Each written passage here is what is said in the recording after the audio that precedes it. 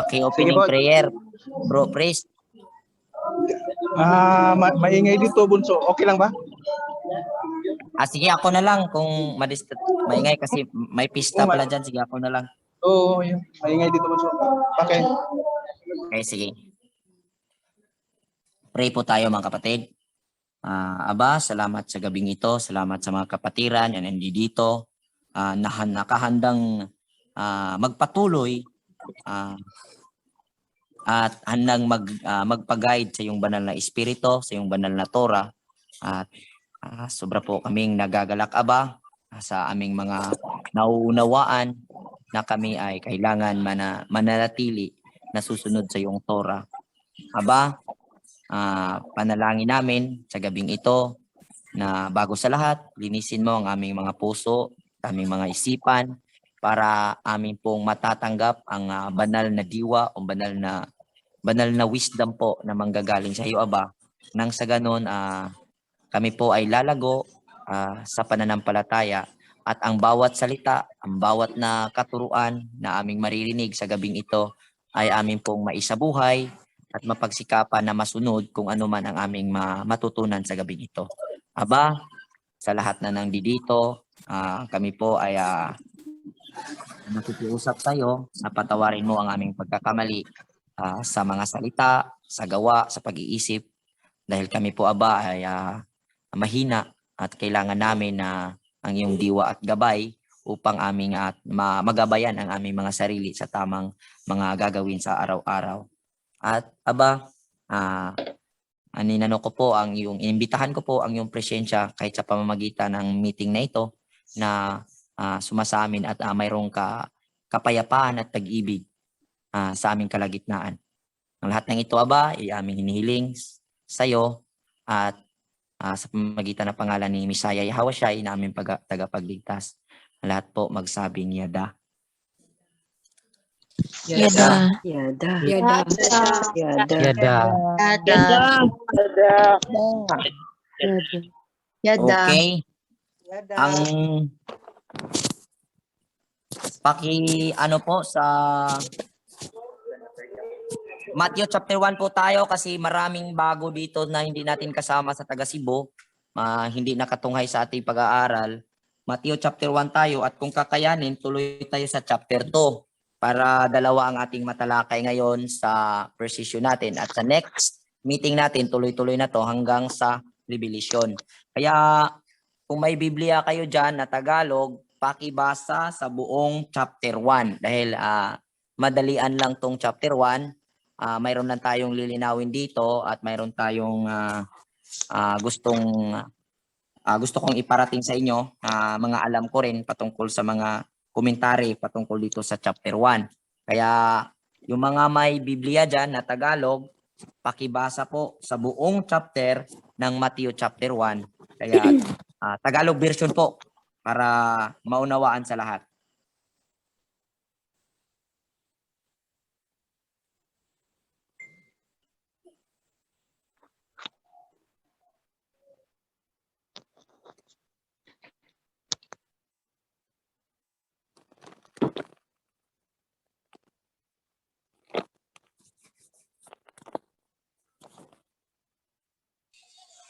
Ako na magbasa, bro. Go ahead, bro LD. Ay, kumbati pala. Huwag na tayo go ahead. May naaalala ko. Defiled yan, ha? Defiled yan. Go ahead. Matthew chapter 1, verse 1. Ito ang aklat ng lahi ng Misaya na anak ni David, na anak ni Abraham. Chapter 2, verse 2, naging anak ni Abraham si Isaac, at naging anak ni Isaac si Jacob, at naging anak ni Jacob si Juda, at kanyang mga kapatid. Come here in kitchen. Verse 3, at naging anak ni Juda si Tamar, si Paris at si Sarah, at naging anak ni Paris si Isrom, at naging anak si Isrom si Aram. Verse 4, at naging anak ni Aram si Aminadab, at naging anak ni Aminadab si Naason, at naging anak ni Naason si Salmon. Verse 5, at naging anak ni Salmon kay Rahab si Boaz, at naging anak ni Boaz kay Ruth si Obed, at naging anak ni Obed si Jesse. Verse 6, at naging anak ni Jesse ang haring David, ang haring si David, at naging anak ni David si Salomon, doon sa naging asawa ni Urias. Verse 7, at naging anak ni Salomon si Rehoboam, at naging anak ni Rehoboam si Abias, at naging anak ni Abias si Asa. Verse 8, at naging anak ni Asa si Josaphat, at naging anak ni Josaphat si Joram, at naging anak ni Joram si Uzias. Verse 9, at naging anak ni Uzias si Jotham, at naging anak ni Jotham si Akas, at naging anak ni Akas si Ezekias. Verse 10, at naging anak ni Ezekias si Manasis, at naging anak ni Manasis si Amon, at naging anak ni Amon si Hosias. Verse 11, at naging anak ni Hosias si Konias, at kanyang mga kapatid ng panahon ng pagkakadalang bihag sa Babylonia. Verse 12, at pagkatapos ng pagkakadalang bihag sa Babylonia, ay naging anak ni Konias si Salatiel, at naging anak ni Salatiel si Zorobabel. Verse 13, at naging anak ni Zorobabel si Abiud, at naging anak ni Abiud si Eliakim, at naging anak ni Eliakim si Azor. Verse 14, at naging anak ni Azor si Sadok, at naging anak ni Sadok si Akim, at naging anak ni Akim si Eliud. Verse 15, at naging anak ni Eliud si Eleazar, at naging anak ni Eleazar si Matan, at naging anak ni Matan si Jacob. Verse 16, at naging anak ni Jacob si Jose, na asawa ni Maria, na siyang nanganak kay Misaya, na siyang tinatawag na ano tong Kristo sa Misaya po. Misaya. Misaya. na siyang tinatawag na Misaya. Verse 17, sa makatuwid ang lahat ng mga salit-saling lahi buhat kay Abraham hanggang kay David ay 14 na salit-saling lahi, at buhat kay David hanggang sa pagdalang bihag sa Babylonia ay 14 na saling lahi, at buhat sa pagkakadalang bihag sa Babylonia hanggang kay Misaya ay 14 na saling lahi. Verse 18, ang pagkapanganak nga kay Misaya ay ganito: nang si Maria na kanyang ina ay mag-aasawa kay Jose, bago sila magsama, ay nasumpungang siya'y nagdadalang tao sa pamamagitan ng Espiritu Santo. Verse 19, at si Jose na kanyang asawa, palibhasa ay lalaking matuwid at ayaw na ihayag sa madla ang kanyang kapurihan, ay nagpasiyang hiwalayan siya ng lihim.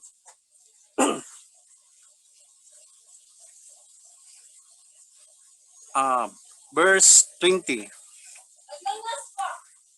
datapwat samantalang pinag-iisip niya ito, narito ang isang anghel ng alahayam ay nagpakita sa kanya sa panaginip na nagsasabi, Jose, anak ni David, huwag kang mangamba sa pagtanggap kay Maria na iyong asawa, sapagkat ang kanyang dinadalang tao ay sa Espiritu Santo. Verse 21, at siya'y manganganak ng isang lalaki, at pangalan ng itatawag mo sa kanya'y Misaya, Yahawasay, sapagkat ililigtas niya ang kanyang bayan sa kanilang mga kasalanan. Verse 22, at nangyari nga ng lahat ng ito upang maganap ang sinalita ng alahayam sa pamagitan ng propeta na nagsasabi, narito ang dalagay magdadalang tao at manganganak ng isang lalaki at ang pangalang itatawag nila sa kanya ay Emmanuel, na kung liliwanagin ay sumasa atin ang Elohim. Verse 24, at nagbangon si Jose sa kanyang pagkakatulog at ginawa niya ang ayon sa pinag-uutos sa kanya ng anghel ng alahayam at tinanggap ang kanyang asawa.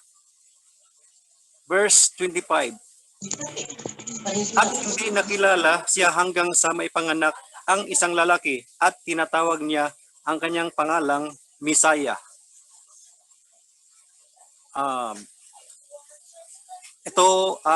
Tapos na po. Yada. Okay po. Salamat, Brother Hilde. At mga kapatid, once again, magandang gabi. Sa mga Tagalog, mayong gabi idira. Ug sa mga Bisaya, magandang gabi. Bali-bali mga kapatid. Okay.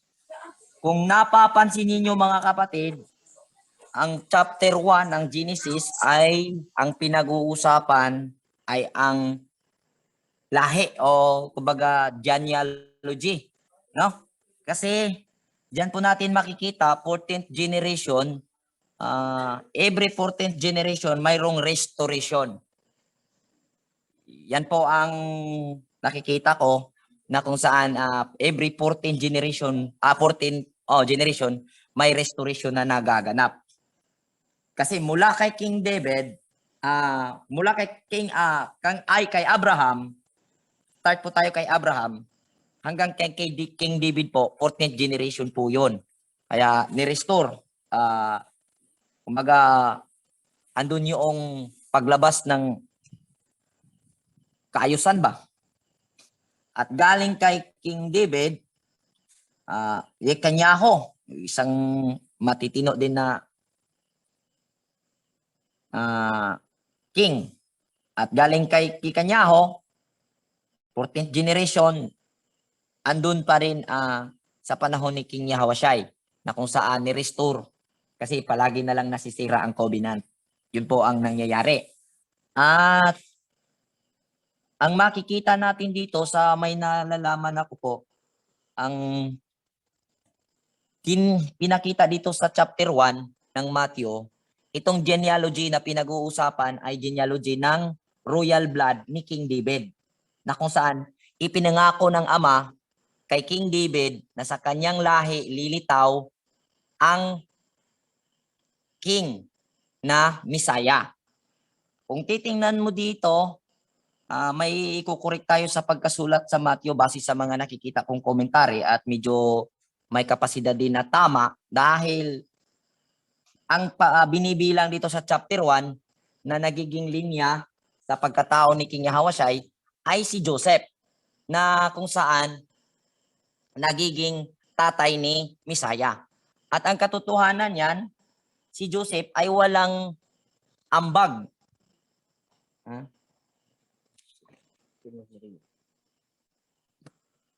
Walang ambag na genes kay Sa Messiah. Misaya. Dahil, kumbaga, stepfather or ano ba tawag niyan? Tumatayo lang na ama dahil created by the Holy Spirit si King Yahushai. Kaya, ang nakikita ko sa ibang komentary, nasa sa inyo na po itong kung papaniwalaan ba natin ito or ano. Ang nakikita ko sa ibang mga komentary ng mga scholars ay hindi may mali daw dyan sa script na pagkasulat dyan sa Matthew. Yang Joseph na dyan na makikita natin, Joseph, hindi po yan husband ni Maria. Yan po ay papa ni Maria. Dahil kung tutunghayan nyo sa Lucas, andun po yung genealogy ni Joseph na ang kanyang tatay doon ay si Eli. Which is, dito sa Matthew, ang naging tatay ni Joseph dito ay si Jacob. Kaya, ang genealogy dito sa Lucas, ito po yung genealogy ni Joseph na kung saan tumatayo na bilang papa ni Yahushai. Which is, ang linya po ni Joseph ay linya pa rin ni David, ngunit hindi royal blood. kung hindi mga hari ba? Itong kay Maria na linya ay linya po ito sa mga king. At kaya ako po medyo na ano doon sa dito sa komentary na nababasa ko na may basihan itong komentary niya na nagkamali dito ang pagsalin sa Matthew na kung saan hindi daw ito si Joseph na husband ni Mary, kundi Joseph po ito na tatay ni Mary. Kasi wala namang dugo si Mary kay si Joseph kay Yawasan. Hawashai. At ang totoong may ambag doon na mula talaga sa angka ni David sa royal blood ay si Mary or Miriam. Kaya yan po ang nakikita kong possibility dyan at katotohanan na hindi napapansin sa maraming nagbabasa sa matagal-tagal ng panahon dahil pag nagbasa ng Mateo, pag nakita yung mga pangalan, hindi na binigyan ng pansin bakit nilagay pa. Diretso na doon sa usapan na kung bakit naisilang ang Misaya. Pero sa nakikita ko, yan po ay possible na may kamalian kasi andun nga sa Luke ang nasusulat. Kung sundan nyo sa Luke, unahan nyo, tingnan ninyo, ang tatay ni Joseph doon ay son of Eli, na son of Matat. Kaya ang Joseph dito sa Matthew ay Joseph po ito na tatay ni Mary, hindi po husband ni Mary. At 14th generation po yan na ang ibig sabihin ng 14th generation, 14, number 14 ay restoration. Kagaya kaya nung inalipin si Ng mga Israelite. Jacob sa panahon noong nandun siya sa lugar ni Laban na kung saan inalipin siya at pinagtrabahoan niya maging asawa niya si Raquel. Ngunit niloko man siya ni Laban na tatay ni Raquel. Ang bigay ay si Leah, yung magulang. Tapos pinapagpatrabaho pa siya ng another 7 years kaya nangyari 14 years. At pag matapos ang 14 years, doon niya nakakamit ang kalayaan. Doon nakukuha niya yung restoration sa kanyang sarili na may ayos niya. Kaya may meaning po ang 14 dito kasi bakit 14 talaga, tatlong 14 na generation bago na isilang ang ating Messiah. Kaya tuloy na po tayo, yun lang po ang nakikita ko diyan sa first sa bungad ng Matthew. Tuloy po tayo dito sa istorya at bibigyan natin ano yung pangalan ng King Yahawashi. Sabi dito sa verse 18, mao kini ang kaagi sa pagkatao ni Misaya, King Yahawashi. Ang iyang inahan nga si Miriam, niadtong panahona gitakda nga maminyo kang Joseph or Jose or Jose. Apan wala pa sila magtipon, nakamatikod si Maria nga nagsabak siya. Pinaagi sa gahom sa Espiritu Santo. Si Jose nga iyang pamanhunon, tao nga matarong og dili buot nga pakaulawan niya si Maria at tubangan sa mga tao. Busa nagplano siya nga makigbulag kaniya sa hilog. Ito po yung naging istorya na si Jose, very familiar po ito dahil naging drama-drama po ito nung tayo po'y Kristiyano pa at maraming mga padrama sa pagdating ng Disyembre sa ganitong istorya. Kaya very familiar po sa atin ang usaping ito pero kailangan pa rin nating i-refresh para ating makukuha ang mensahe na dapat nating makikita or may apply sa ating buhay. Kung makikita mo dito, itong si Joseph or Joseph Jose ay talagang isang matinong tao, Torah observant, dahil concerned siya sa magiging kalagayan or magiging sitwasyon ni Mary or ni Miriam kung gagawin niya ang pag-aasawa ni Maria na hindi man niya anak yon at alam niya. Kaya concerned siya. Andun yung concern niya na hindi mapahiya. Ganun po natin makikita, hindi po namamahiya ang Torah observant na tao. Hindi po yan sabihin natin namamahiya. Yan po ang isang tanda na makikita natin dito sa isang taong mayroong Torah sa buhay o sumusunod sa Torah. Hindi gawain ang mamamahiya sa kapwa. Yan po ang nakita nating isa sa dito na dapat nating makikita o magiging tanda o sa mga Bisaya diha mahimong ilhanan sa pag-ila or pagkikilala natin sa isang taong mayroong Torah na sinusunod sa buhay. Hindi mahilig mamahiya. Yan po mga kapatid. Kaya sabi dito, busa nagplano siya nga samtang naguna-una siya niini ipakita kaniya ang usa ka anghel sa Yahawa pinaagi sa damgo ug miingon, Joseph, kaliwat ni David, ayaw kahadlok sa pagpangasawa kang Maria, kay siya nagsabak pinaagi sa gahom sa espiritu. Nung nagplano si Joseph na hiwalayan niya si Miriam, ika nga dahil sa buntis na hindi naman niya ginalaw, ang malak sa Alahayam, ang angel of Alahayam nagpakita sa kanya pa sa pamagitan ng damgo, pamagitan ng panaginip, at binalaan siya na wag niyang hiwalayan si Miriam dahil nga ay si Miriam ay nagbuntis lalang sa banal na espiritu. Kaya tinuloy niya.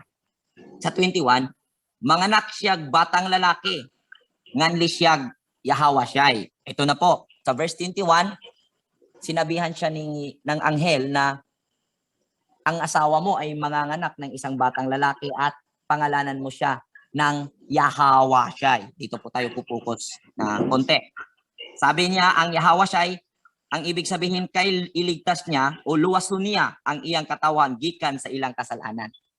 Dito pa lang makikita natin na sabi, iligtas niya ang kanyang mga tao or katauhan kung sa Bisaya pa. Iligtas niya ang kanyang mga tao Tawan.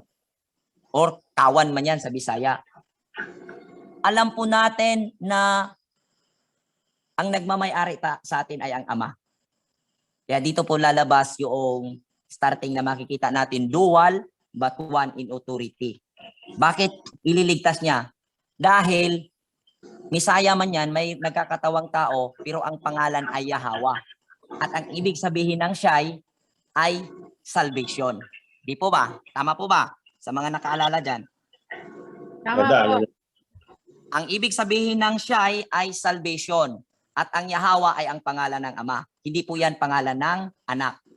Yan po ang pangalan ng Ama na ibinigay sa anak upang iligtas niya ang kanyang kawan. Malinaw? Yada. Yada. Yada. Yada. Upang mailigtas niya, ibinigay niya ang kanyang binigay niya yung anak o lalang sa banal na espiritu at binigyan niya ibinigay niya ang kanyang pangalan upang mailigtas niya ang kanyang kawan. Yan po ang katotohanan diyan. Verse 22. O kining tanan na hitabo aron matuman ang giingon sa Yahawa pinaagi sa propeta. Itong lahat daw ay nangyayari upang maganap ang sinasabi ng Yahawa sa pamagitan ng kanyang propeta. Verse 23. Ang usa ka putli nga batan-ong babae magsabak unya og mga anak og batang lalaki. Ang isa daw ulay o isang virgin na babae ay magbubuntis ng isang batang lalaki. At ang ngalan niya ay Emmanuel. Itong Emmanuel na words po ay Hebrew po ito. Ang im po ay hindi ko na ma-elaborate pero alam ko Alahayam is with us. Tama po ba mga Christian? Dati tayong Christian, alam natin. Kasi nasusulat dito, nga sa ato pa, sa Bisaya, ang Elohim, ania uban ka nato. Yan po ang Emmanuel. Na ang El dyan is for Elohim, yung M dyan is tumutukoy sa mga tao. Yung Mano dyan is titira sa atin, sa kalagitnaan natin. Yan po ang ibig sabihin yan. Ang ibig sabihin ng Emmanuel, Alahayam is with us. 24. Sa pagmata na ni Jose, yung lahat na yon na inireveal sa kanya, panaginip yon. Kaya, totoo, mayroong panaginip. Pero, huwag tayong mag-rely doon sa lahat ng panaginip. Kasi, mawawala tayo.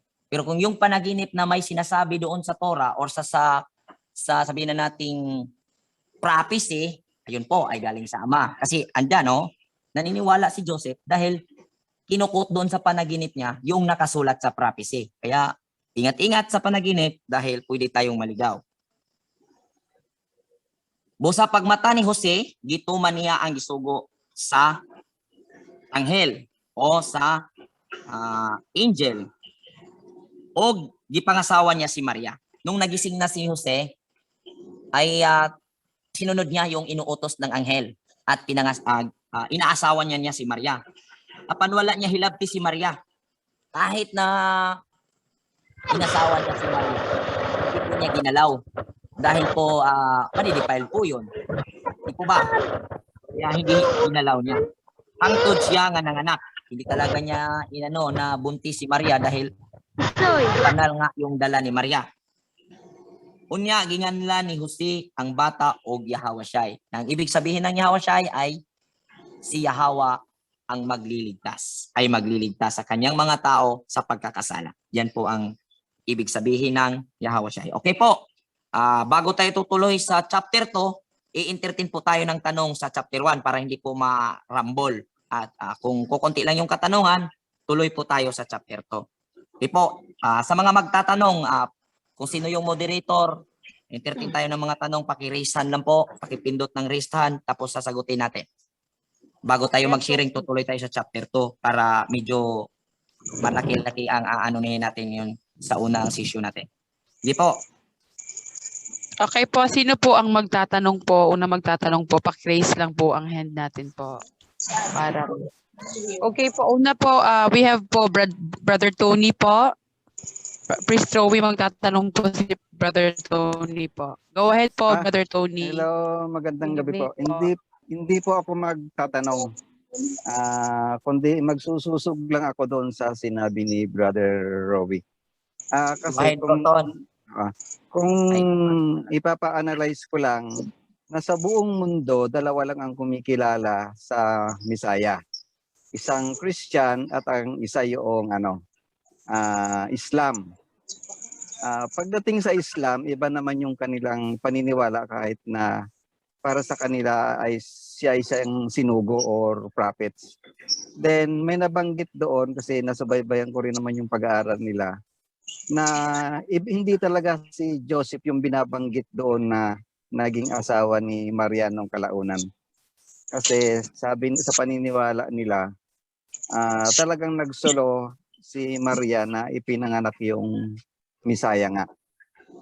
So parang ganyan, mayroon talagang, naniniwala ko na may mali talagang naisulat diyan sa parte ng Mateo. Yun lang po. Okay po.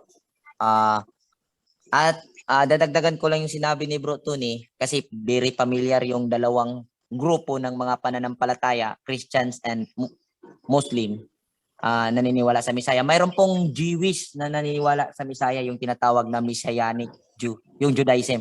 Pero kukunti lang po sila. Naniniwala din sa Misaya. Kukunti lang po. Tama yung very popular na marami, Christians and Muslim. Kaya may magtatanong, sige po, go ahead pa po para tutuloy tayo sa chapter 2.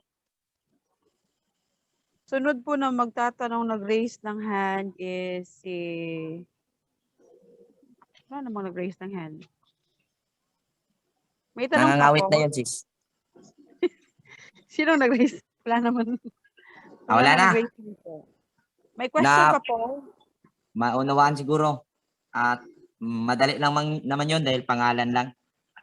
Okay. Wala na pong question. Wala Sige na po. question po. Okay po. Kung wala na po, tutuloy po tayo sa chapter 2. Pakibasa, Brother LD, sa chapter 2. Maiksi lang to hanggang chapter 3. Chapter 2, buong chapter 2 po, basahin mo, Brother LD. At pagkatapos ay ating i-explain.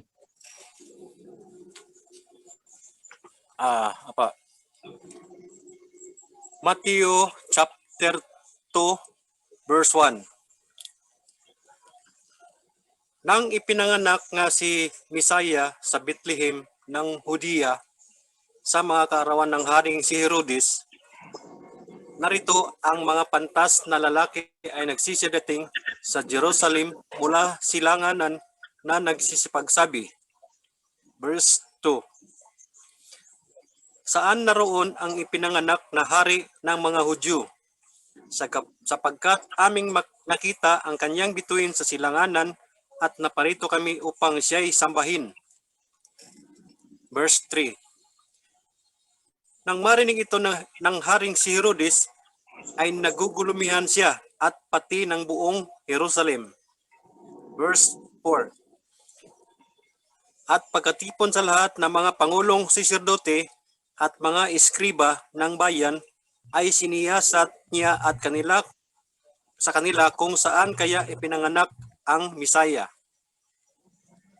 Verse 5. At sinabi nila sa kanya sa Bethlehem ng Judea, sapagkat ganito ang pagkasulat ng propeta. Verse 6. At ikaw, Bethlehem, na lupa ng Huda, sa anumang paraan ay hindi ikaw ang pinakamaliit sa mga pangulong bayan ng Huda, sapagkat mula sa iyo'y lalabas ang isang gobernador na siyang magiging pastor ng aking bayang Israel. Verse 7. Si Herodes nang lihim ang mga pantas na lalaki at kanyang siniyasat ng buong ingat sa kanila ang panahong isinilang ng bituin. Verse 8. At pinayaon niya sila sa Bethlehem at sinabi, kayo'y magsiparoon at ipagtanong sa buong ingat ang tungkol sa sanggol at pagkasumpong ninyo sa kanya ay ipagbigay alam ninyo sa akin upang ako naman na may makaparoon at siya'y aking sambahin. Verse 9. At sila, pagkarinig sa hari ay nagsisiyaon ng kanilang lakad. At narito, ang bituing kanilang nakita sa silanganan ay nanguna sa kanila hanggang sa sumapit at tumigil sa tapat ng kinaroroonan ng sanggol. Verse 10. At nang makita nila ang bituin, ay nangagalak sila ng di kawasang galak. Verse 11. At nagsipasok sila sa bahay, at nangakita nila ang sanggol na kasama ang kanyang inang si Maria, at nangagpatira pa sila at nangagsisamba sa kanya. At pagkabukas nila ng kanilang mga kayamanan ay inahandog nila sa kanya ang mga alay na ginto at kamangyan at mira. Verse 12. At palibhas ay pinagsabihan sila ng Elohim sa panaginip na huwag silang mga balik kay Herodes, ay nangagsiuwi sila sa kanilang sariling lupain sa ibang daan. Verse 13. Nang mga kaalis na nga sila, narito ang isang anghel ng alahayam ay nagpakita kay Jose sa panaginip na nagsasabi, magbangon ka at dalhin mo ang sanggol at ang kanyang ina at tumakas ka hanggang sa Ehipto at dumuon ka hanggang sa sabihin ko sa iyo sapagkat hahanapin ni Herodes ang sanggol upang siya'y puksain. Verse 14. At siya'y nagbangon at dinala ang sanggol at ang ina nito sa kinagabihan at napasa Ehipto. Verse 15. At dumuon hanggang sa pagkamatay ni Herodes, upang maganap ang sinasabi ng alahayam sa pamagitan ng propeta na nagsasabi, mula sa Ehipto ay tinawag ko ang aking anak. Verse 16. Nang magkagayon, nang mapansin ni Herodes na siya'y pinaglaruan ng mga pantas na lalaki, ay nagalit na mainam at nagutos. At pinapatay ang lahat ng mga sanggol na lalaki ng nangasa Bethlehem at sa buong palibot-libot noon, mula sa gulang na 2 taon hanggang sa pababa, alinsunod sa panahon ng kanyang maingat na pagkakasiyasat sa mga pantas na lalaki. Verse 17. Nang magkagayoy, naganap ang sinalita sa pamagitan ng propeta Jeremias na nagsasabi, Verse 18. Isang tinig ay narinig sa Rama, pananangis at kalagim-lagim na iyak. Tinatangisan ni Raquel ang kanyang mga anak at ayaw na siyang maaliw sapagkat sila'y wala na. Verse 19. Ngunit pagkamatay ni Herodes, narito ang isang anghel ng alahayam ay nagpakita sa panaginip kay Jose sa Ehipto nagsasabi. Verse 20. Magbangon ka at dalhin mo ang sanggol at ang kanyang ina at pumatungo ka sa lupain ng Israel, sapagkat nangamatay na ang mga nangangamithi sa buhay ng sanggol. Verse 21. At nagbangon siya at dinala ang sanggol at ang kanyang ina at pumatungo sa lupa ng Israel. Verse 22. Datapwat nang mabalitaan niya na si Arguelaw ang naghari sa Hudiya na kahalili ng kanyang amang si Herodes, ay natakot siyang pumatungo roon. At palibhas ay pinagsabihan ng Elohim sa panaginip, ay napatungo siya sa mga sakop ng Galilea. Verse 23. At siya'y dumating at tumahan sa isang bayang tinatawag na Nazaret, upang maganap ang mga sinalita na mga propeta na siya'y tawaging Nazareno, ang pulong sa Elohim. Yada. Thank Yada. you so much. Thank you, Kuya LD, Bro LD. Salamat sa pagbasa. Okay? Basahin ko ulit sa Bisaya tapos ano ko yung idea or mauunawaan natin dito, pagsaluhan natin. Natao si Yahawashai, King Yahawashai, sa lungsod sa Bethlehem, sa lalawigan sa Judea, sa panahon nga naghari si Herodes. Okay po. Una po dito, base sa kunting nalalaman ko patungkol sa mga salitang Hebreo, ito pong lugar ng Bethlehem, dito po magmumula ang lahat ng propeta na aayon sa prophecy. Wala pong propeta o kahit sino mula noon sa kanilang panahon na sa mga Israelita na hindi nagmumula sa Bethlehem. Hindi po yan Bethlehem. Kasi pag Bethlehem na words po, wala na po yung meaning. Pero pag Hebrew po na words, Bet means house, Lechem is bread, house of bread po ang ibig sabihin ng Bethlehem. Kaya wala pong prophet sa panahon nila na hindi wala pong prophet na hindi nagmumula sa bayan ng Bethlehem, house of bread. Yan po ang meaning ng Bethlehem. Kaya medyo importante din ng konti na alam natin yung Hebrew words. Ang konti, kahit konti man lang, para alam natin. Kasi sa English kasi wala ng kahulugan. Pero pag sa Hebreo, mayroon siyang impact dahil Bethlehem, house of bread. Kaya doon nagmumula. Kasi doon nagmumula yung mga propeta na isisilang upang magpakain sa kawan ng alahayam ng tinapay na salita na kung saan tinatawag salita ng buhay na kung saan tinatawag na tinapay. Kasi ang tinapay ay nangangahulugan ng buhay at ang nagiging tinapay na espiritual ay ang salita na dala ng propeta at nagmumula sa house of bread na bayan. Yan po. Okay?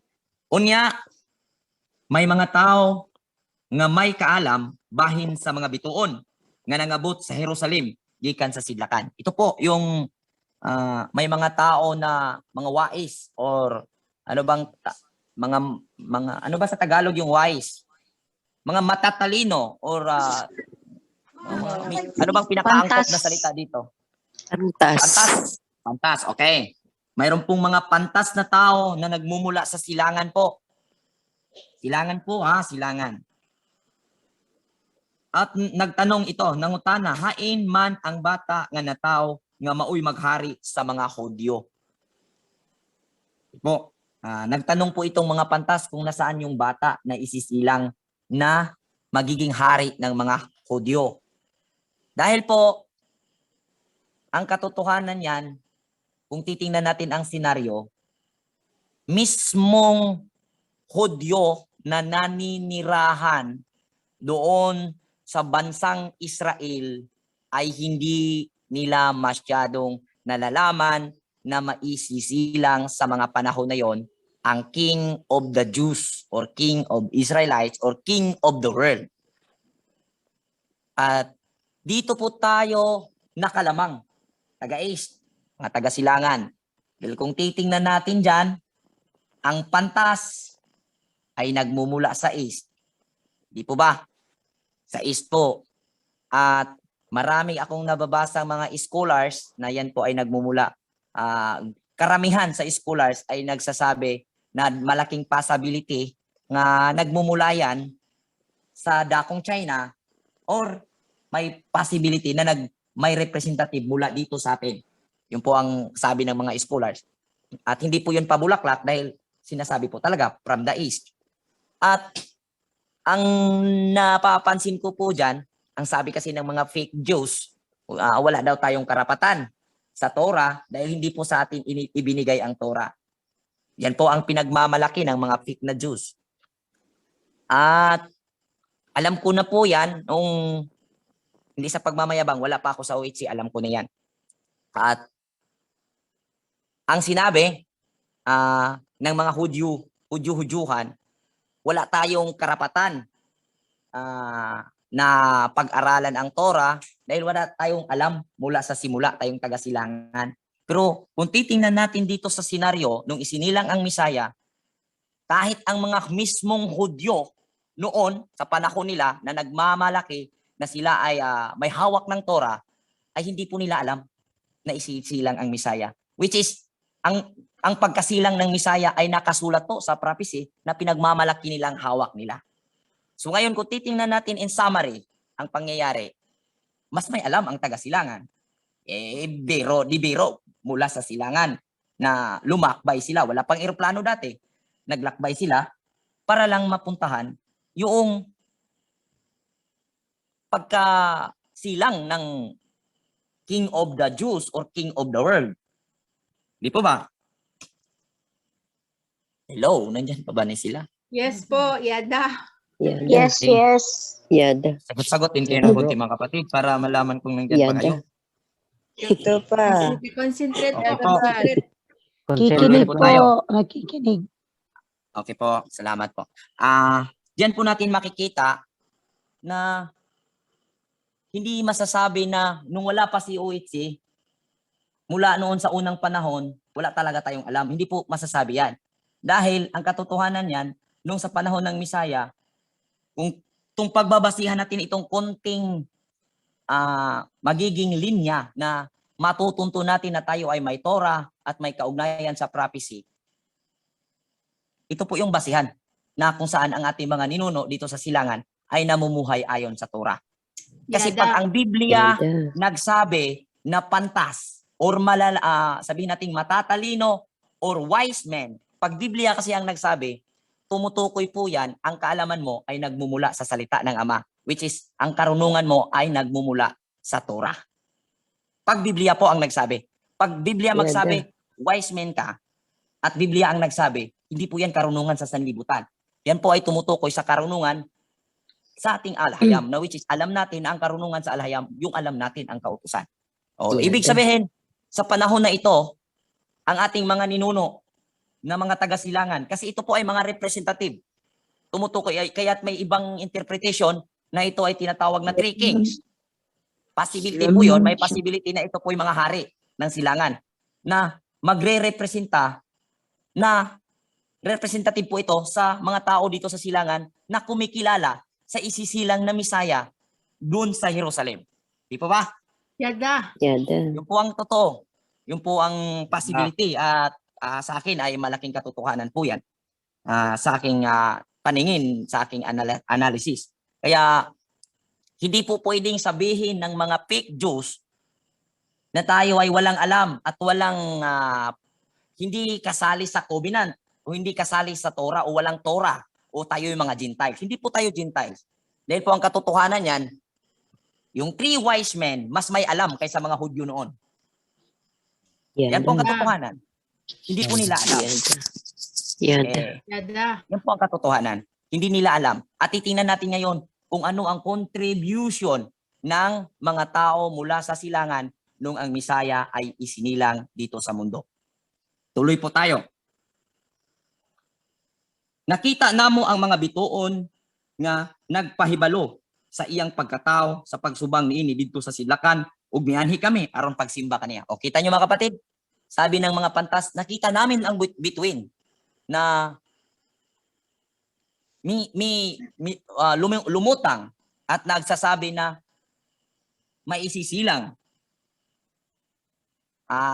ang Misaya at sila daw ay nagpunta. Sabi ng mga pantas, kami ay nagpunta upang siya ay sambahin. O kita nyo, alam ng mga pantas na itong isilang na bata ay kailangang sambahin o dapat sambahin dahil ang authority niyan ay ang authority ng Alahayam dahil ang pangalan niyan ay pangalan ng Ama.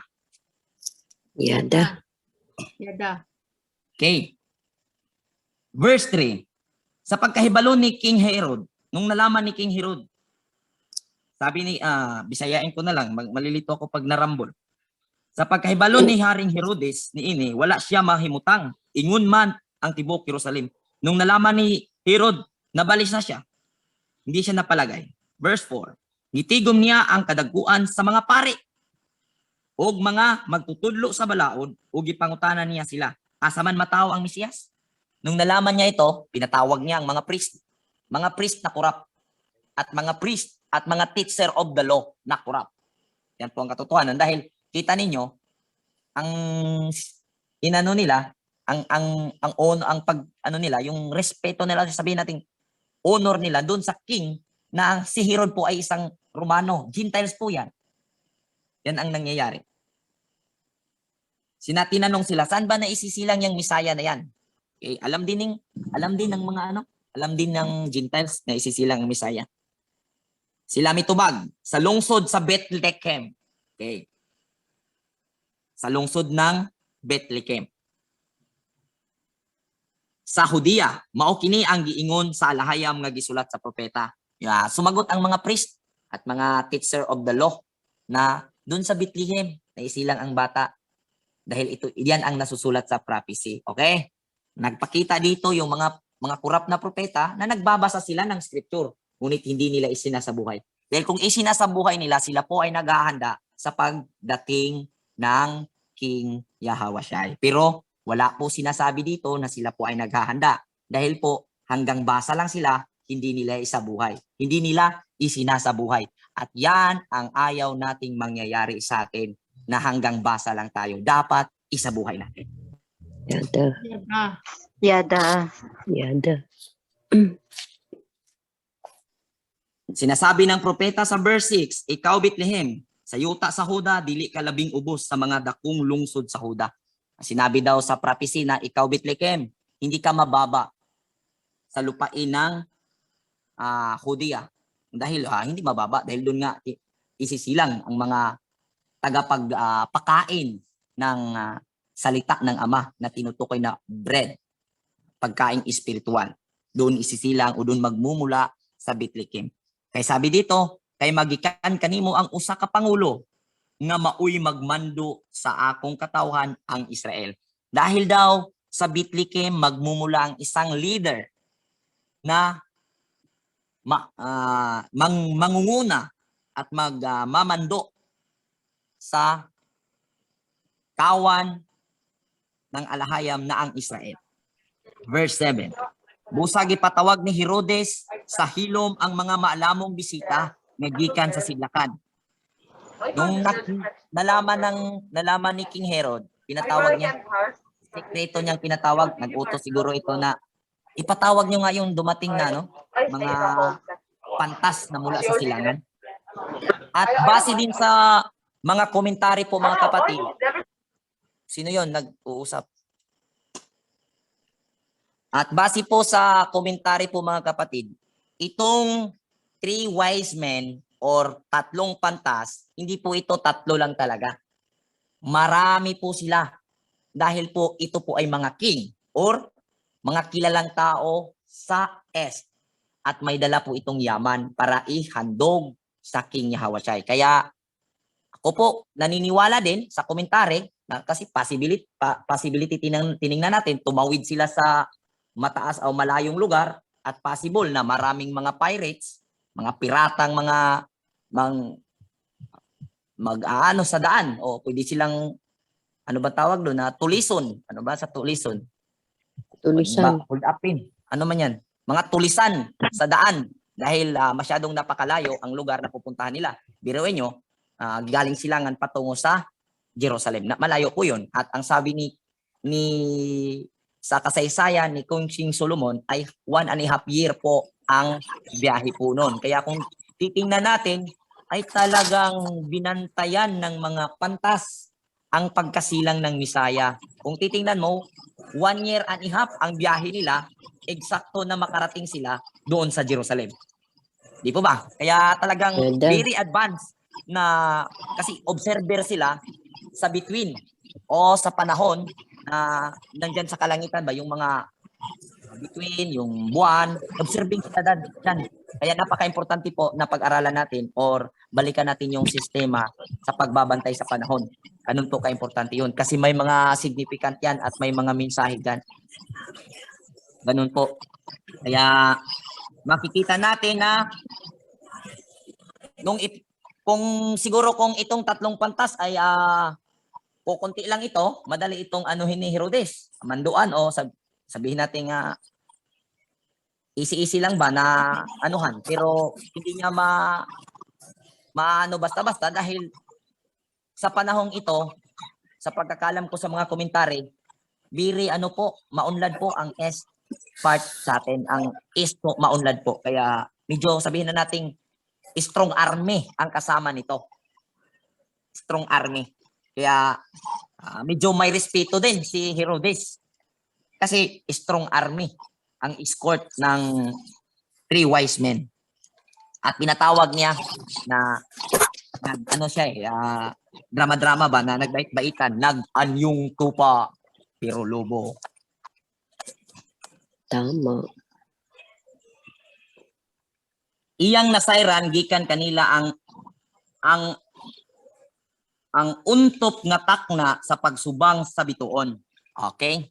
Talagang alam na alam ng mga pantas kasi yung sinabing untop sa Bisaya, talagang exact time kung saan lilitaw ang bituin at kung lilitaw ang ipapanganak ang King Messiah Yahawasyai. Talagang alam na alam ng mga pantas. Okay, tuloy tayo sa verse 8. Unya, gipaadto niya sila sa Bethlehem nga nag-ingon, lakaw kamo og pangitaa pag-ayo ang bata ug kun makaplagan na ninyo siya, pahibalua ako aron muadto og mosimba usab ako kaniya. Nung nakausap na ni King Herod yung mga tatlong pantas, tinanong niya kung ano ba talagang exact time na lilitaw o isilang ang bata.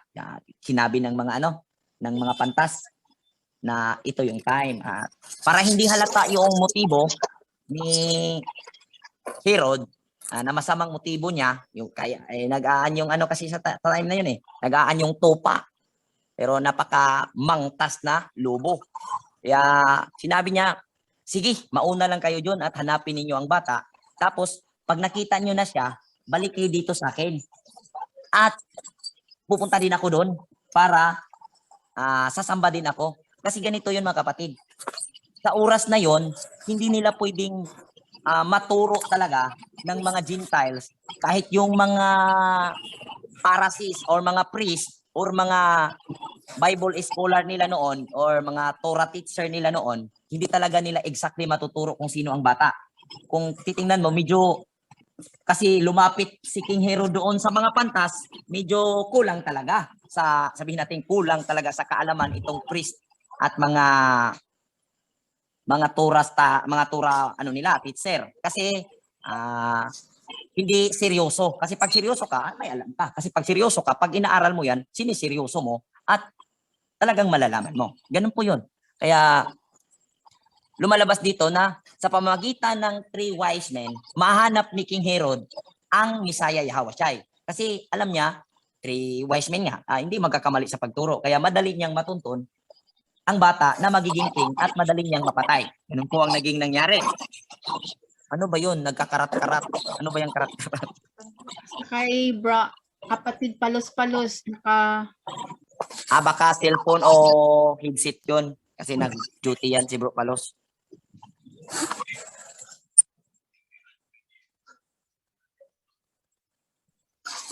Paki-mute na lang po, kapatid. Ayun.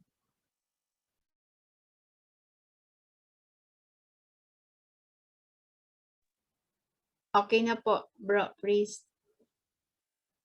Okay na po, Brad Priest. Nakamute po si Bro Priest Roy. Ako pala ang na-mute. Okay po, tuloy. Kaya pala hindi nyo ako narinig, nagsalita na ako. Ako pala ang na-mute. Okay po, salamat po, Brother Jay. Verse 10, Humanila paminawa ang hari, nang lakaw sila. Nung narinig nila ang King Herod na sabi, pag napunta kayo doon, balik kayo dito sa akin. Tapos pupunta din ako doon. Lumakad ng mga pantas. Sa dito na sila, sa dalan, nakita nila pag-usab ang bituon. Nga, nakita nila sa sidlakan. Okay? Nung nandun na sila sa daan, yung tatlong pantas, nakita nila yung bituin na kung saan nagpapakita nung nandito pa sila sa S. Lumitaw na doon nung nandun na sila. Dako kaayo ang ilang kalipay sa pagkakita nila sa bituon. Nung nakita nila yung bituin, hindi yung bituin na nakita ni Maria Magtanggol ha, yung bituin na nakita ng mga pantas, tuwang-tuwa ang tatlong pantas dahil nakikita na nila yung bituin at yun ay hudyat na isisilang na ang Meshiach, ang Mashiach. Ang ibig sabihin ng Mashiach, the Anointed One. Yan po. Tuwang-tuwa po ang tatlong pantas. Og naguna kini kanila hangtod nga miabot kini og mihunong tungod gayud sa nahimtangan sa bata. Kita nyo mga kapatid, talagang ang favor ng Aba sa mga tao na nagmumula sa silangan ay nangdoon, presente po. Dahil biruin nyo, yung bituin, ginaguide sila patungo doon sa kung saan nangdoon ang Meshiach, ang Misaya. Kaya hindi talaga sila nahihirapan. Dahil ang favor ng Ama, dahil pure yung nais nila dalisay yung nais nila na sambahin ang Misaya Yahawashai. Kaya ginaguide sila ng Aba. Kaya nakarating talaga sila dahil mismong Aba na ang gumagawa ng paraan upang makarating yung 3 wise men na magmumula sa S. Kung titingnan natin yung sitwasyon mga kapatid, ang ating Aba ay mayroong favor sa mga taga-silangan at gagawa ang Aba ng paraan upang ma-guide tayo sa tama. Nakuha nyo? Yada. Gagawa ang Aba Yada. ng paraan upang tayo ay ma-guide sa tama. Yan po ang message ngayon. Kahit anong mangyari, basta't nandun yung dalisay ng puso natin na nais nating papurihan ang Ama, He will make a way. Yan, English yan. Yada. Yada. Kaya guided talaga sila hanggat nakarating sila sa bata na si Mashiach Yahawashai. Verse 11, unya misulod sila sa balay ug nakita nila ang bata uban sa iyang inahan nga si Miriam. Nang luhod sila ug misimba. Po, nang luhod pero sa ibang version po nito ay nagpapatira pa po. Nagpapatira pa po ito. At sumamba sa bata. At kung mapapansin niyo po mga kapatid, pumasok sila sa bahay. Hindi po ito actually main jail. Ito po ay sa base sa mga scholars at mga mga commentaries. Hindi po ito talagang kawawa ang nagiging kalagayan ni King Yahawashai. Dahil po sa mga komentary at base na rin sa aking analysis, ang Misaya po ay isinilang during day 1 of Feast of Tabernacle po. Yun po ang maging possibility. Kaya wala pong bakante sa mga lugar doon na rintahan. Dahil po, very popular po ang pananampalataya ng mga Hudyo noon sa panahon nila sa buong mundo. Kaya lahat ng mga tao nagpupuntahan doon dahil isa po sa 3 malalaking pista sa buong sa pista ng Alakayam, ang Feast of Tabernacle. Kaya ang nagiging istorya niyan, para may privacy sila, may bahay silang tinutuluyan pero doon sila sa ibaba. Kumbaga sa atin, grahe. Wala mang auto noon. Ano bang sasakyan noon? Sige nga, anong sasakyan noon? Asno. Okay, so doon sila sa lagayan ng asno sa ibaba. Dahil doon po may sabi nating privacy dahil may mga bisita. Para may privacy doon po sila sa kumbaga bahay ng asno. At sa panahong iyon, sa analysis ko, hindi na po nila sinunod yung utos talaga ng Torah na ang native Israel, yung talagang Israelita, matutulog doon 7 gabi sa tabernacle. At sa kanilang parang grahe, mayroong tabernacle doon para sa asno. Doon po isinilang ang Misaya dahil po dito sa mundo pumunta siya upang sundin at itama ang Torah. Kaya sa unang araw nung siya'y isinilang, nag-celebrate na po siya of tabernacle. Kaya pinahintulutan ng Ama na doon po siya isisilang sa sinasabing mintir. Yun po ang analysis doon at yun po ang mga komentary at possible na totoo. Kaya possible na day 1 ng tabernacle isinilang at hindi po ganun nga kinakawawa sila na walang tumanggap. May tumanggap po. Binigyan lang sila ng privacy at ang nangyari, iilan-ilan na lang kasi ang sumusunod sa Torah sa panahong yun. Kung mapapansin nyo, mayroong mga nagbabantay ng asno sa labas. Wala talaga at kumbaga ginawa na nilang kalingawan na lang ba? Ano bang kalingawan? Kalingawan mga Tagalog, unsay mga Bisaya nga marunong magtagalog. Kasiyahan na lang ang pista ng Ama. Dahil andoon sila nagsiselebrate pero hindi na nila sinunod yung 7 days and 7 nights na matutulog sa tabernacle. Yun po ang analysis ko doon. Kaya ang Misaya nagpapakita ng example sa pagsunod sa Torah. Kaya nung isinilang siya, doon talaga siya sa tabernakulo. Ganun po ang nangyayari.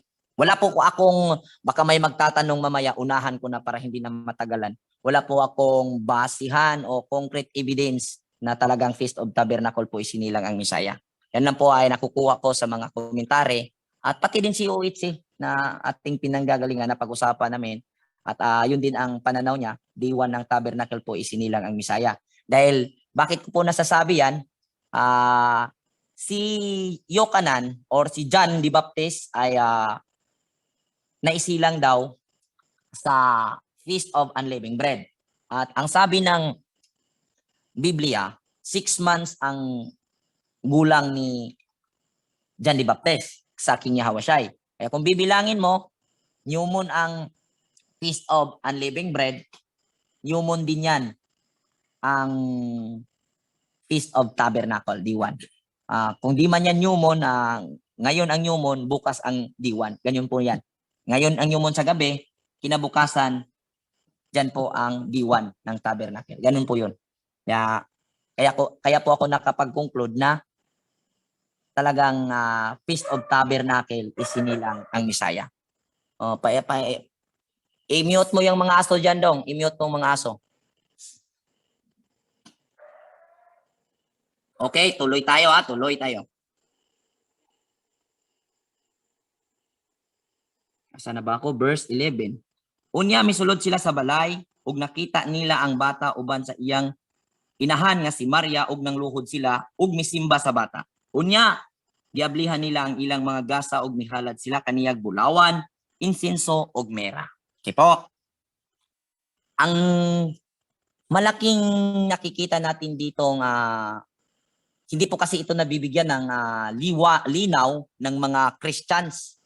Dahil po hinaluan ng medyo drama-drama sa Christians kaya hindi nakita yung participation ng Est. Kung titingnan natin sa pagkalapag ng Misaya sa mundong ito, ang unang sumamba. Sino? Tatlong wise men. pantas. 3 wise men. Three wise Three wise men is. na representative ng mga Ang Eastern people. Yeah. Okay. So, ibig sabihin, taga-silangan po ang sumamba sa Misaya sa pagkalapag niya. Tama? Yada, tama po. What has been done will be done again. Yada. Kaya Yada. mangyayari po uli sa pagkalapag ng Misaya, tayo po ang magbibigay papuri sa Ama. What Yeah. has been done will be done again. Hindi po yan natalakay ng mga Yada. Kristiyano. Hindi po nila napapansin ang napakalaking halaga ng three wise men. Kaya sabihin ng mga fake Jews na wala tayong alam. Anong walang alam? Sila ang walang alam. Dahil paglapag ng Misaya, tayo ay nakakakilala sa authority ng Ama na nandiyo sa anak. Kaya nagpunta ang mga taga-Est upang sambahin ang Misaya Yahawashai sa pagkalapag niya noon. At muling mangyayari yan dahil what has been done will be done again. There is nothing new under the sun. Yun ang very popular, yan ni kapatid na Uitsi po. Hindi po yan copy-copy kasi nasa Biblia nga. Yada. Ganun po ang nakikita ko dito. At yan po ang napakalaking bibigyan nating paninindigan po na tayo po ay mga angkan ng nakakakilala sa Ama at angkan ng mga pantas Yada. na may alam sa Torah at kumikilala sa pananampalataya na tunay. Kaya ang pananampalataya na tunay po, sumusunod sa Torah. Hindi po sumusunod sa tao. Pag sumusunod sa tao, yan po ay pananampalataya ng mga parasyo. Tama po. Yada. Yada. Yada. Isa pa dito mga kapatid, ang hindi nabibigyan ng pansin. Itong nagiging offering ng 3 hari. Hindi po ito isang pirasong ginto. Hindi po ito katiting na quantity ng insenso at katiting na mira. Ito po ay marami. Dahil king po ito ng East or mga matataas na pantas at ito po ay ang representative. Kaya ito po possibility. Gathered po nila. Tampo-tampo po sila. Ano pong tampo-tampo? Contribution po ito or nagko-contribute ang mga taga-Est upang maghandog sa isisilang na Misaya. Kaya hindi po ito katiting na quantity ng mga offering na dinala nila. Yan po ang possibility na hindi nakikita. Kasi binigyan ng ibang kahulugan na ginto, ang kahulugan daw pure, tama man yun. Yung, kasi po, ang sa Christian, ganito po, ang ginto daw ay purity, dalisay, at yung insenso, yung mabango, yun daw ang nagkahuhulugan, simbolo ng buhay, magiging buhay ng Misaya. Yung mera, pait yun. Yung pait, ano ba yung pait sa Tagalog? Pait din? Mapait din. Opo. Pait. Nagsisimbolo daw yun sa dadanasin ng Misaya. Medyo okay din. Pero ito ang totoo mga kapatid. Yan po ang dala ng mga taga-East ay naging panustos, gastos ng ating Misaya. Dahil ang kasunod na istorya nito ay sila ay tumakas doon sa Egypt at sa Egypt sila po ay dayo. Si Jose. Dayo po si Joseph doon. At hindi po ganun ang Ama na maghihirap si Jose doon. Preparado po ang paglayas nila. Dala nila ang yaman mula sa Est upang tustusan ang pangangailangan ng bata na si King Yahawashai. Ganun po kalaki ang contribution natin na taga-Est. Ganun po kalaki ang nagiging participation natin sa buhay ng Misaya. At hindi po ito natalakay ng mga reliyon. Yada. Yada. Yada. Ganyan po ang katotohanan po mga kapatid. Sa pagkakaalam ko, 3 taon sila nagtago doon. Biruin mo, 3 taon, nagtatago sila doon. Alam mo, nagtatago, hindi nagtatrabaho. Wala namang nakikita, nababasa, nagtrabaho sila. Kaya pinakamalaking possibility, ginastos nila sa araw-araw na gastusin sa paglaki ng Misaya nung nandun sila ay ang yaman na nagmumula sa silangan. Ganun po, kadalisay ang participation ng taga-East. Kaya andun po ang divine favor ng Ama para sa atin. Kaya hindi niya hahayaan na mawawala ang tamang katuruan. Lilitaw at may gagamitin ang Ama upang ito ay muling maihayag sa karamihan. Yan po ang assessment ko. Kaya Hindi po iisang tao ang gagamitin sa panahong ito dahil nakarating na po sa atin ang mensahe. Bawat isa sa atin kailangang manindigan. Bawat isa sa atin nandito po, Torah depender na po kayo dahil alam ninyo ang ano ang dapat gawin upang tayo ay magtagumpay. Ating isabuhay ang Torah upang ating maprotektahan at magiging makikita ng karamihan na tayo ay Torah observant. Yada. Yada. Alalwaya. Yada. Kaya Yada, sa verse 12, pinaagi sa damgo, gipahimatnunan sila sa alhayam nga dili pabalikon ngadto kang Herodes, busa na mauli sila agi sa laing dalan. Muli na namang nagpadala ng mensahe ang ama sa pamagitan ng panaginip doon sa 3 wise men na hindi na sila babalik doon kay Herod dahil maitim ang budhi ni Herod. Nag-aan yung tupa na napakalaking mabangis na lubo. Kaya hindi na po bumabalik ang mga 3 wise men. Umuwi sila at dumaan sa ibang daan. At ang daan na tinatahak nila, daan na itinuturo ng Ama. At kung titingnan natin ngayon, uuwi tayo sa piling ng Ama gamit ang daan na tinuturo ni Ama upang ating tahakin. Walang iba, Torah po. Yada. Alalwaya. Yada. Verse 13 po. Sa diha nga ng lakaw na ang mga maalamong bisita usa ka anghel nga sa Yahawa ang mipakita kang Yosef. Pinaagi sa damgo na nga nag-ingon, bangon, dada ang bata ug ang iyang inahan ug pangagyo kamo ngadto sa Ehipto ug pabilin dinto hangtod nga papaulion ko kamo kay ang bata pangitaon ni Herodes aron patyon. Nakaalis na ang mga pantas. Natulog siguro si Jose kasi nanaginip man, natulog yun to. Di ba, Brother LD? Nanaginip go, di natog yun. Di ba, Bro LD? Pag nanaginip ng isim, ilusyonado yun. Ilusyonado. Alam nyo yun? Advertise muna tayo, masyado kayong seryoso. Pag nananaginip ng gising, ilusyonado po yun. Pero pag natutulog, panaginip talaga yun. Malinaw po tayo dyan. Po. Kaya, andun yung favor ng Ama, palaging nag-guide kay Joseph at kay Miriam. Kasi, siyempre, alam ni King, ni Aba, ang plano ng serpent, ang plano ng kalaban. Kaya, nag-reveal ang malak sa alahaya. Malak po is messenger or angel. 14.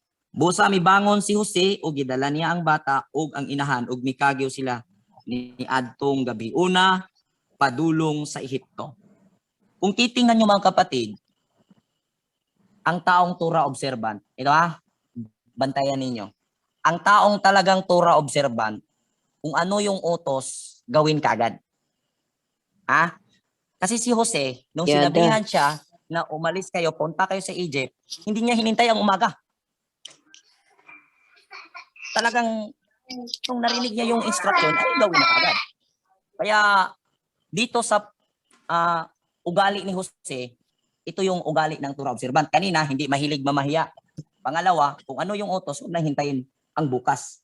Kung ngayon mo narinig, gawin mo. Kasi ganun din ang ugali ni Abraham. Nung sinabi na tuliin mo ang iyong mga sakop sa pamamahay mo, ay hindi na hinintay ni Abraham sunod araw. Tuli kagad, pati yung sarili niya. Ganun po ang ugali sa mga angka ni Abraham. Kaya tayo, alam natin ang katotohanan, ano ang totoong sabat. Tama po na mag-decide tayo kaagad. Dahil yan po ay patunay na ugali po yan sa mga ugali na angka ni Abraham na sumunod kung ano ang instruction. Sunod kaagad. Wala nang next year pa yan. Wala na pong ganun. Magkakasala po tayo sa ganun. Yada. Yada. Nahitabo kini aron matuman ang gingon sa Yahawa, pinaagi sa propeta nga gitawag ko ang akong anak gikan sa Ehipto. Okay? Titingnan natin, sinabi dito na nangyayari daw ito sa panahon nila Jose upang matupad ang sinasabi ng propeta na tatawagin ko ang aking anak mula sa Egypt. Walang pinagkaiba sa panahon ng mga Israelita nung sila ay naalipin sa Egypt. Same pattern din. Tinawag niya, ang mga Israelita mula sa Egypt upang magiging anak kung susundin nila ang Torah. Ganon din sa panahon ng Misaya, pinapunta doon upang tatawagin niya mula sa Egypt.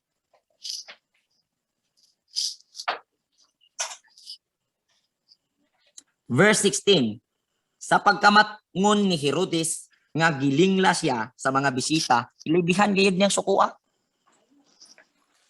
Nung namalaya ng serpent o ng isang nag-aanyong tupa na lobo na nilinlang siya, ang galit na galit siya.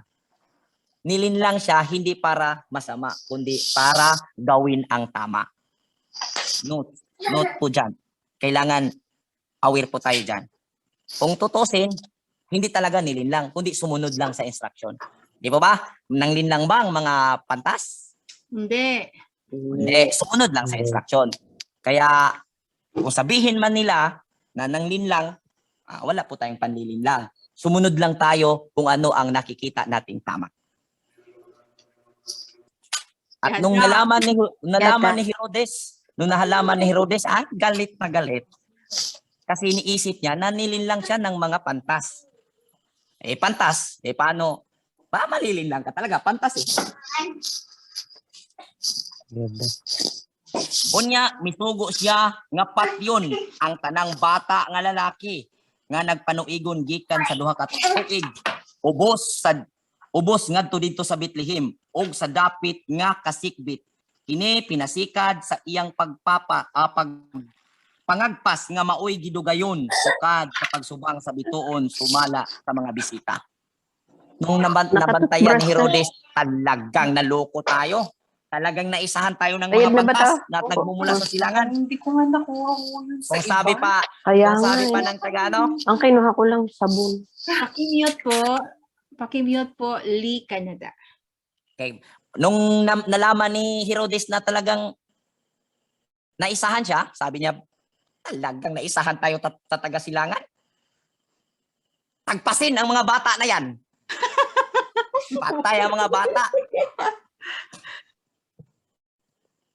Yung po ang nangyayari. Di ba, pinatay mga bata. Tagpasin ang mga bata na yan. Nadamay ang mga bata. Tagpas ang mga bata, putol sa liog. Pinutol. Pinatay. Tinusok or tinagpas. Ganun ang nangyari. Espada man ang gamit dati, di ba? Wala namang sinabing sinunog. Kaya possibility, tinagpas. Tagpasin yan ang mga batang naisilang. Kasi calculated niya na baka madali niya doon ang Misaya. Ngunit, sabi ko nga kanina, alahayam ay mayroong pamamaraan palagi. He will make a way. Yada.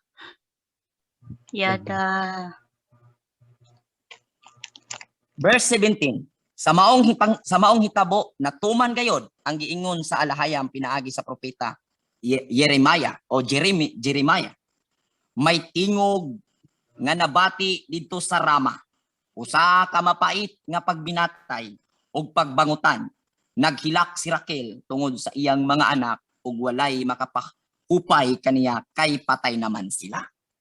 Narinig daw sa pamamaraang iyon na tinagpas ni Herodes na nag-aanyong tupa ay mayroong matutupad na prophecy na nagsasabi mayroong isang boses doon sa Rama at umiiyak ng mapait dahil umiiyak daw si Raquel. Itong si Raquel ay ito yung mama ni Joseph at mama ni Benjamin. At kahit dalawa lang ang anak ni Raquel, para sa kaalaman nyo na rin, lahat ng Israelita ay pag tinatanong yan, halos ang sasabihin na ay anak sila ni Raquel. Kasi si Raquel yung minamahal ni Jacob. Yun po ang istorya nun. Kaya ang ginagamit na pangalan dito ay Raquel. Kaya umiyak daw si Raquel. Kahit ano pa daw ang nangyari, hindi na daw mawawala yung ano ni Raquel. Dahil patay na ang mga bata. Kumbaga talagang ano ba tawag ni Kuya Noli nito? Ano tawag mo Kuya Noli sa mga ganitong sitwasyon? May ano siya, may English siya na version nito. Casualty of war. Kuya Noli, wala si Kuya Noli. Hindi. Sasagot na sana ako pero sinagot mo na ang tanong mo eh. Oh. Ayun, biglang nag-flash casualty of war. Kaya sa nangyayari din ngayon, parang nauulit lang. Maraming casualty of war. Kasi maraming tumawag sa akin. Sabi niya, hindi naman tayo nagkausap. Bakit dinamay ako? Tinagpas ako. Hindi naman ako sumama sa'yo. Sabi ko, oh, casualty of war ka pala, sis. Sabi ko, Damay-damay anong na gusto yun. Oh, sabi ko, anong gusto mo? Ipo-post ko na hindi kita tinawagan or wala kang pakialam dito. Siya, wag na. Ayaw ko na ring bumalik. Ko, o bakit ka ano siya, nalulungkot lang ako? Bakit judgmental sila? Ko sabihin ko, ganito na lang sis. Ipo-post ko na lang na wag niyong idamay ito dahil casualty of war ito. Hindi po ito kasama. Sabi niya, wag na bro. Di na rin ako babalik. Kaya, sige, it's up to you. Kaya may casualty of war talaga. Okay, tuloy po. Verse 19. Sa patay na si Herodes, usa ka anghel sa Aba or sa Abayahawa, mipakita kang Jose dito sa Ehipto, pinaagi sa damgo. Naagi na po sa damgo. Morning ang karamihan mahilig sa damgo kasi maraming mababasa sa scripture. Ang Aba ay nagre-rebuild sa panaginip. Pero alam nyo naman, yung panaginip minsan, yan ang sa atin, maglilid sa atin sa kapahamakan kasi ang hindi lang kasi na-analyze ng marami na pwede din si Satanas magpadala ng panaginip. Pero pag Torah-based ka, i-reference mo ay Torah, hindi ka talaga maluloko sa panaginip na yan. Linaw po ba? Kasi sabi nga ni Brother Idoy, yung demonyo pwede mag-as if na Satanas. Pero ang alahayam, hindi po yan magpa-as if na Satanas. Tandaan nyo yan. Hello? Yes po, tama po. Yes, Ah. yata. Ito po yung kasabihan ni Brother Idoy. Si Satanas daw pwede magpagino-ginoo o pwede siya mag-as if na Panginoon. Pero ang Angel of pinakatandaan light. natin, ang pinakatandaan ay ang alahayam ay hindi pwedeng magpasatanas-satanas. Kaya kung sabihin niya, yung kalukuhan daw ay testing lang daw yon para ma-refine ang tao, ay di oobra yon. Kasi ang Satanas ay pwedeng natagpas. Okay lang, basta tlod lang ang matagpas, hindi ang liig. Hindi ang ugat. Iko, ang naalala kong naputol ako, hindi ko makalilimutan yung kasabihan ni Brother Idoy na kung sa Bisaya pa, di lang tamo gamit anang yawa-yawa. Kung sa kay masoko si Sparkle. Sabi ni Brother Idoy, yung demonyo ay hindi pwedeng ang demonyo ay pwedeng mag-as if, mag-pretend na alahayam. Pero yung alahayam ay hindi pwedeng mag-pretend na demonyo. Yun ang kasabihan ni Brother Idoy.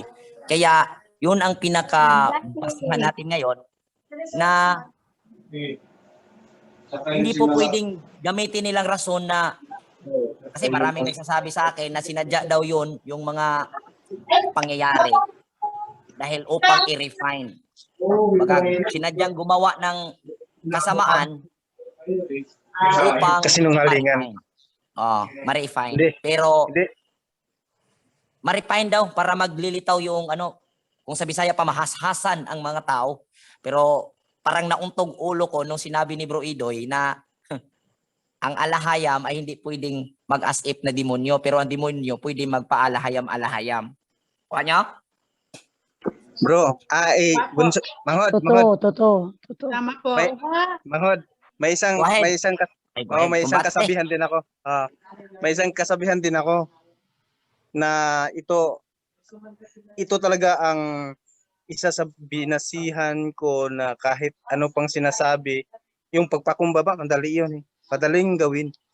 Pero hindi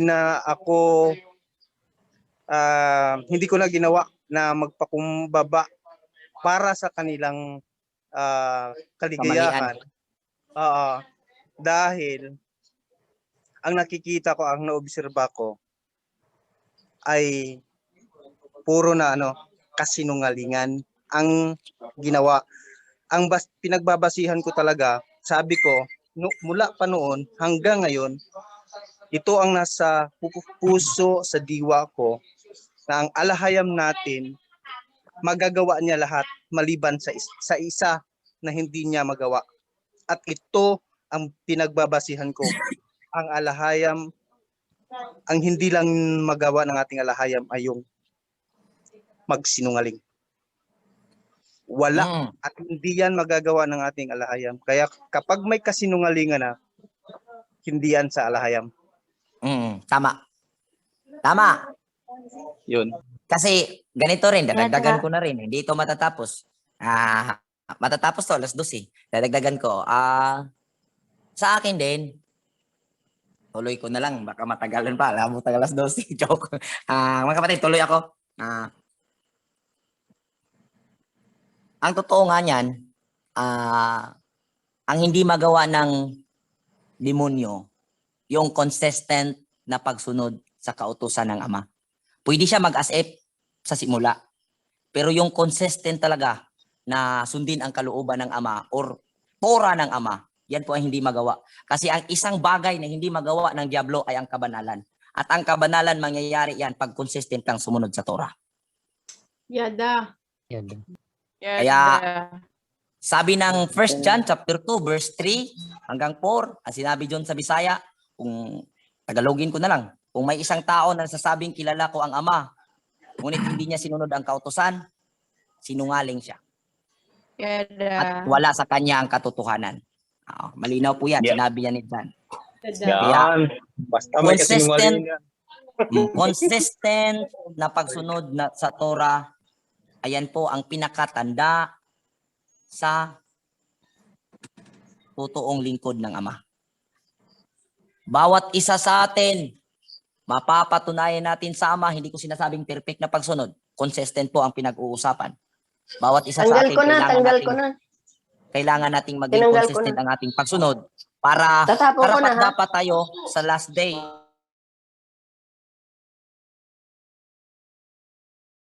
Si Bro Rowie na mute. Bro Chris, na-mute ka po. Ako pala ang na-mute. Okay na po. Okay po. Uulitin ko na naman. Sandali, Brad Roy. Sis Lenny, huwag mong i-mute all kasi pag na-mute all mo, tanan na. Okay lang. Okay lang This is pag Lenny. mag-mute. Okay lang pag mag-mute all mo, pero sabihin ninyo, katulad ngayon, okay lang sa akin. Sabihan ninyo ako na na-mute.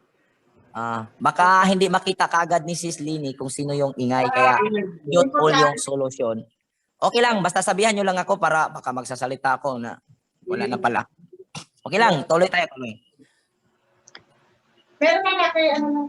Saan na nga ako? Dito natin makikita. Consistent follower. Consistent follower. Kailangan natin ng consistent tayo sa pagsunod sa Torah. Dahil responsibility na natin ngayon ang covenant. Kasi bawat isa sa atin ay nakatanggap na sa covenant. Tama o hindi? Tama po. Tama. At ating pag-ingatan ang covenant na ating natanggap sa pamagitan sa pagsunod ng Torah. Yun po ang mensahe. Kasi apat po ang na-identify kong mensahe sa atin. Una, pinaalam sa atin na tayo yung mga Hebreo at mayroon tayong sabing teritoryo, mga teritoryo ng Hebreo. Pangalawa, pinaalam sa atin na mayroong alhayam sa mga Hebreo, which is ang pangalan Abba Yahweh, King Yahawashi. Pangatlo, mayroong covenant ang mga Hebreo. Pang-apat, may Torah na dapat nating sundin sa tuwing tayo nakapasok na sa covenant upang mapatibay ang covenant. Yun po ang mensahe at nakarating na po sa atin yan. Yada. Kaya kailangan ang consistent na pagsunod sa Torah. Hindi po consistent sa pagsunod sa leader. Kung may leader man tayo, Torah ang leader natin para hindi po tayo mawawala. Malinaw po ba? Torah po ang leader natin. Hindi po tayo mawawala.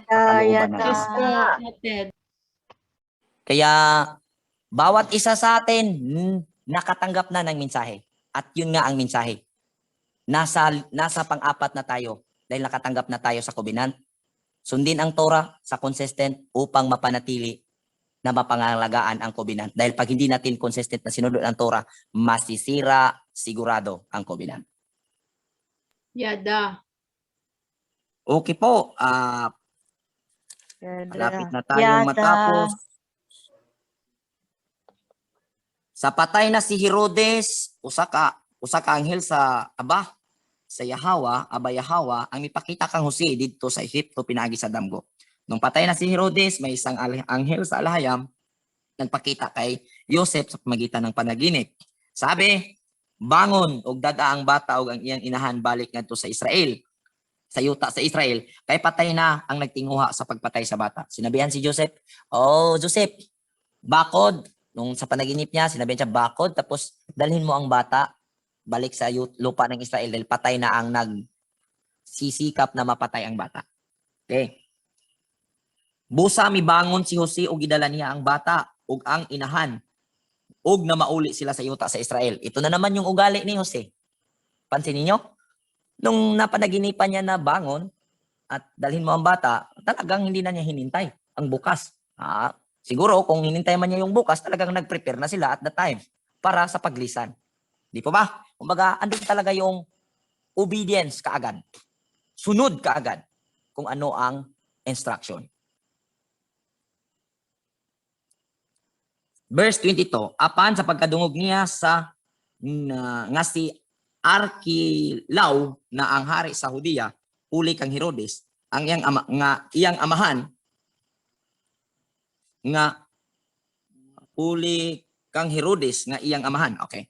Si Arkilaw, anak pala ito ni Herodes, na nahadlok si Jose sa pagpuyo dito. Nung nakita ni Jose na ang nagiging sunod na hari ay anak ni Herodes, kung ano yung puno, ganun din ang sanga, kaya natakot si Jose.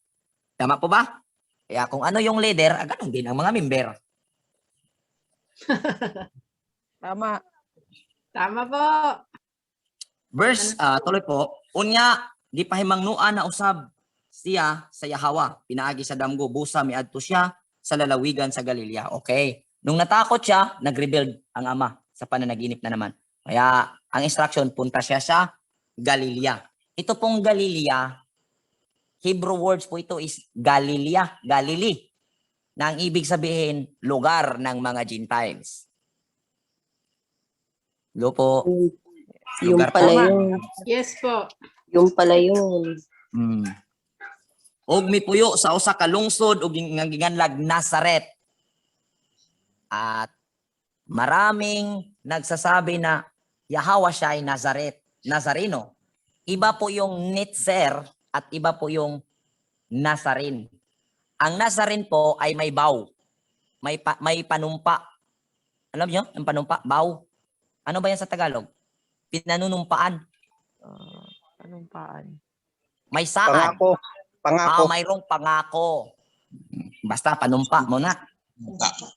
Yun ang Nazareno. Yung words na Yahawa siya ay Nazareno, ang ibig sabihin doon may pangako. At ang isang Nazareno po, ang ugali po niyan ay mahaba ang bungot.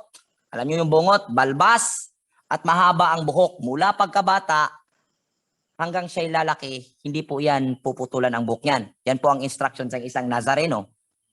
Yan po ay example niyan ay si Samson. At sino sa New Testament ang may nakakalam na may Nazareno dyan? John the Baptist. John the Baptist po ay isang Nazareno. At si Messiah Yahawa siya ay hindi po Nazareno. Siya po ay Netzer, na ang ibig sabihin sibol, saha. Ano saha? Sa English. Supling or tuybo. Sabi siya. Anong mga Bisaya na marunong mag-English? Subing, saha. Ano man yan? Saha. Ano ba yun? Subing. Surigao nun at saka agusan na yun. Saha po. Pwede saha. Saha ko naintindihan po, saha. Ang Netzer, magkaiba sa Nazer. Ang Nazer sa Hebrew, ang ibig sabihin ay mayroong pinanunumpaan, mayroong pangako. Kaya't bawal siya magpaputol ng buhok. Pero yung Netzer, Yung nitser ay parang- subing.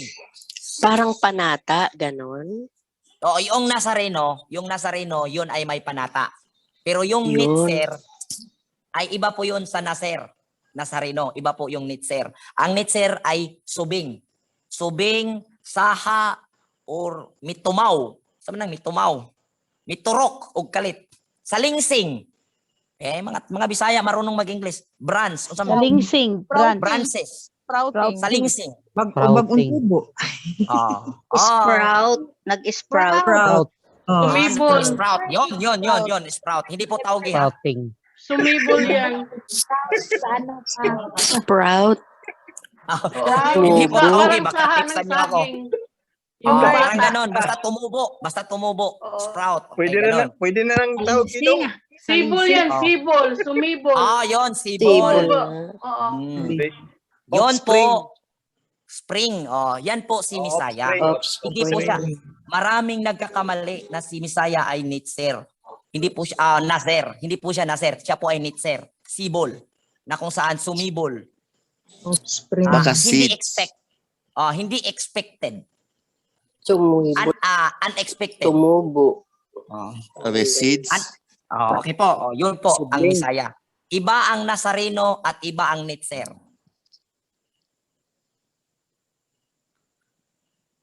Review nyo na lang. Tingnan nyo sa Google. Hahalik Basta yun sana ang alam ako ko. ganina dong sa Nazarin nila dong na negro daw. binuang Lumabay man na ako ilaha. doon. Lumabay Binuang. ako doon. Sakto ng color sa ilang Misaya kay Itom. Kaya sa'yo ako, Bro Rowie. Mas marami kaya tang alam kay OHC. Wag ganyan sis, wag ganyan. Hindi nga. Totoo lang. Okay po, basta yun ha, yun na ano na natin yun. Galilea, bayan ng mga Gentiles at Nitzer, Natseret, nahitabo kini aron matuman. Ang ingon dire, og nagpuyo siya sa usa ka lungsod sa giganlag Natsaret. Lungsod nga gitawag og Natsaret kay dunay mituybo. Ug nahitabo kini aron matuman ang giingon sa propeta siya pagailhong taga Natsaret. Okay. Yun po ang mensahe sa gabing ito at salamat po sa lahat ng nakikinig. Yada. Nawa po ay marami Yada. po tayong Yada. mapupulot na Yada. aral dito at ating may sa buhay. At ang pinaka nakikita kong aral dito, i-summarize ko na lang yung mga ninuno natin na mga Eastern people yung mula sa East na mga pantas ay alam na alam nila ang Torah at alam nila ang prophecy, hawak nila ang kaalaman sa Torah dahil tinatawag silang pantas. Pag Biblia pag nagsabing wise ay yan po ay tumutukoy na alam nila ang kautusan. Kaya ang mga ninuno natin noon base dito sa ating natalakay ngayon ay talagang sumusunod sa Torah at nag-aaral sa mga prophecy. Kaya alam nila kung kailan isilang ang Misaya. At pangalawa po, Yada. dito natin Yada. nakikita ang ugali ng isang tunay na mananampalataya kagaya kay Joseph, na kung saan alam ang utos at instruction, sumusunod kaagad. Patunay na kagaya ni Abraham. Hindi po naghihintay ng next or ano pa. Basta kung Yada. anong utos, gawin. Yun po ang aral sa gabing ito. At salamat po sa ating lahat, sa mga nakikinig. At kung hindi na maingay dyan sa lugar ni Priest Charlito, Bro Priest Charlito,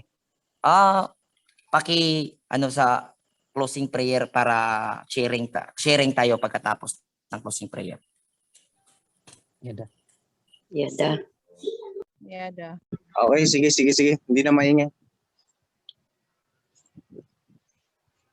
Okay, closing prayer po tayo mga kapatid.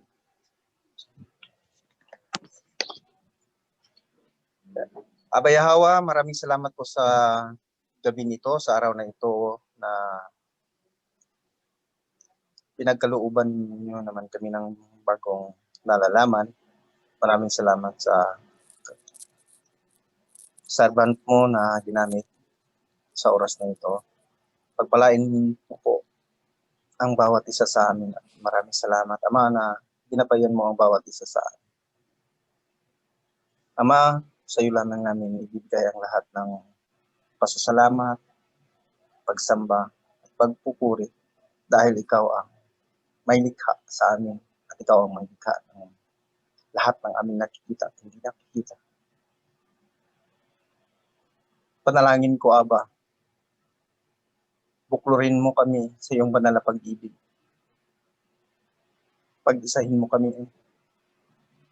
sa iyong Torah at bibigyan niyo kami ng kalakasan upang magampanan namin ang aming pagsunod sa iyong kalooban. Kaya ang lahat ng gagawin at mga plano na aming gagawin ay binibigay namin sa inyo. Pagpalain niyo po ang bawat plano na naiisipan namin. Kaya ang lahat ng papuri at pagsamba at pagpapasalamat ay para lamang sa iyo. Ito'y panapanalangin ko sa pamamagitan ng iyong bugtong anak na aming tagapagligtas, Misaya Yahweh Shai. Yada. Yada. Yada. Salamat. So please, once again, pasensya po at baka sabihin ninyo Operian Heritage pa rin ako kasi andyan yung logo ko. Pasensya po, di ako marunong magtanggal. Pagka sabihin nila ginamit ko, mapaul ako nito, baka may mag-report na si Bro Rowe nagtuturo, naka-poster pa ng Operian Heritage Conservatory. Oh, bro, ma-defile ka. Sabihin nila, defile ka. Oo nga. Kasi na yan. Hindi, Expired na, expired. Yung logo na yan.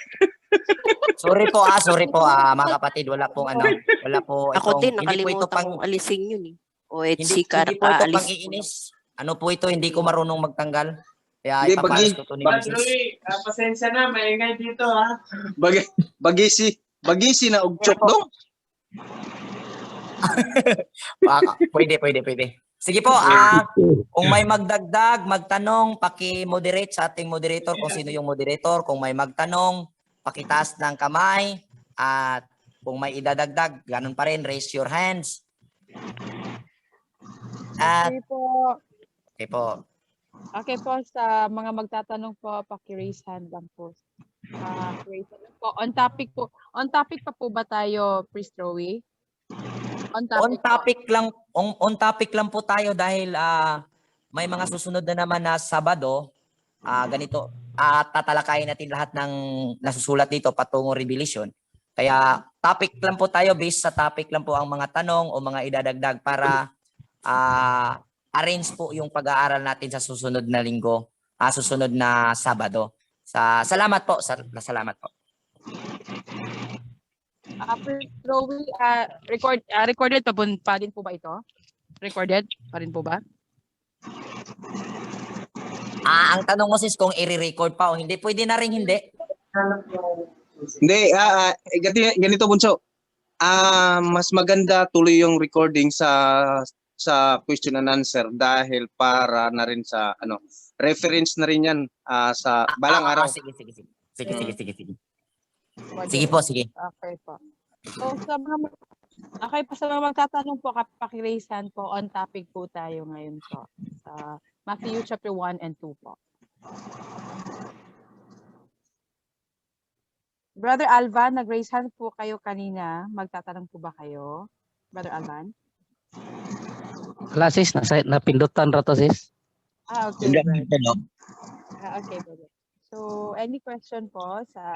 Pwede po magtanong. Yes po, go ahead po.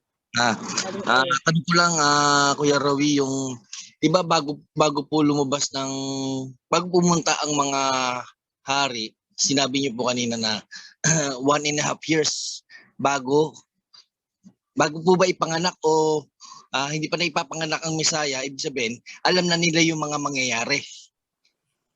Okay po, yes po, totoo po yun kasi ang binabasihan natin noon, silangan sila tapos Jerusalem. Ang basihan po natin, yung pagpunta ng mga tauhan ni King Hiram mula sa Israel noon at pumunta sila sa Ophir.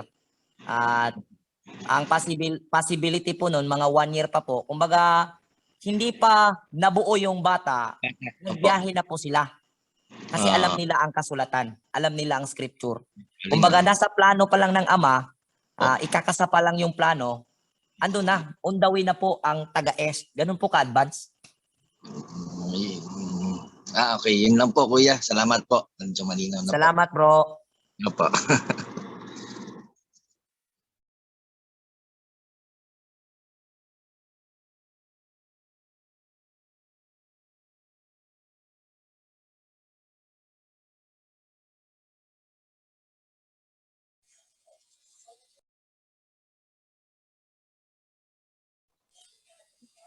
Pao, na Pao?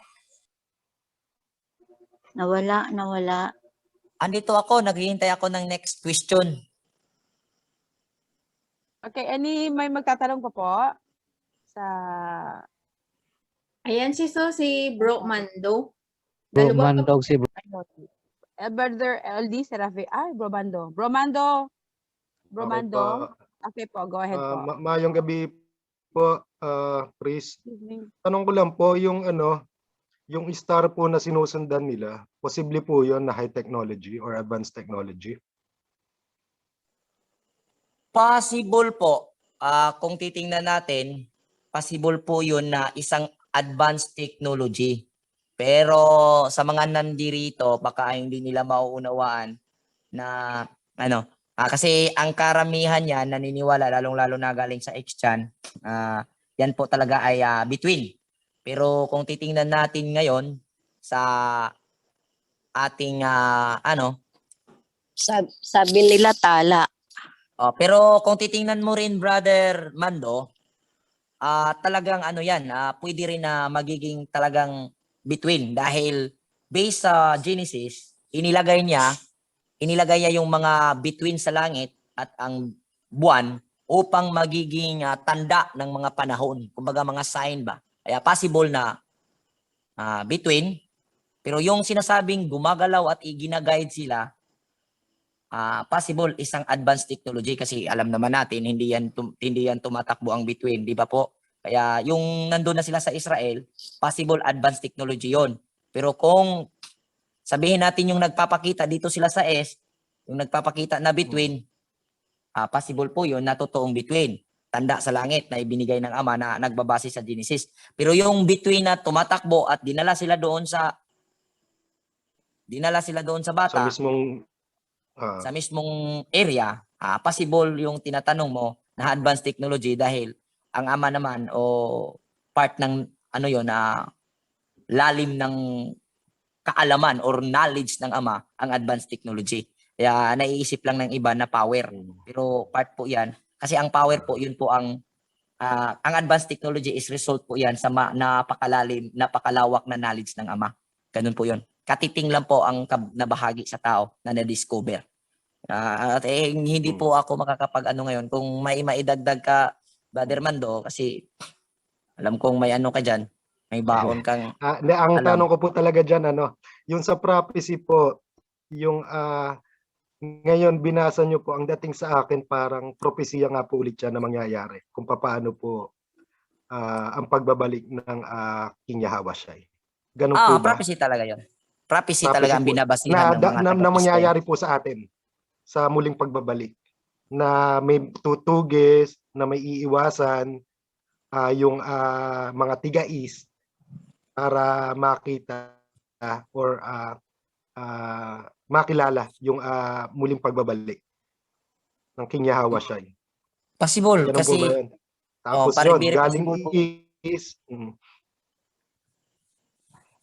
nawala. Andito lang ako, bro. Okay, sorry.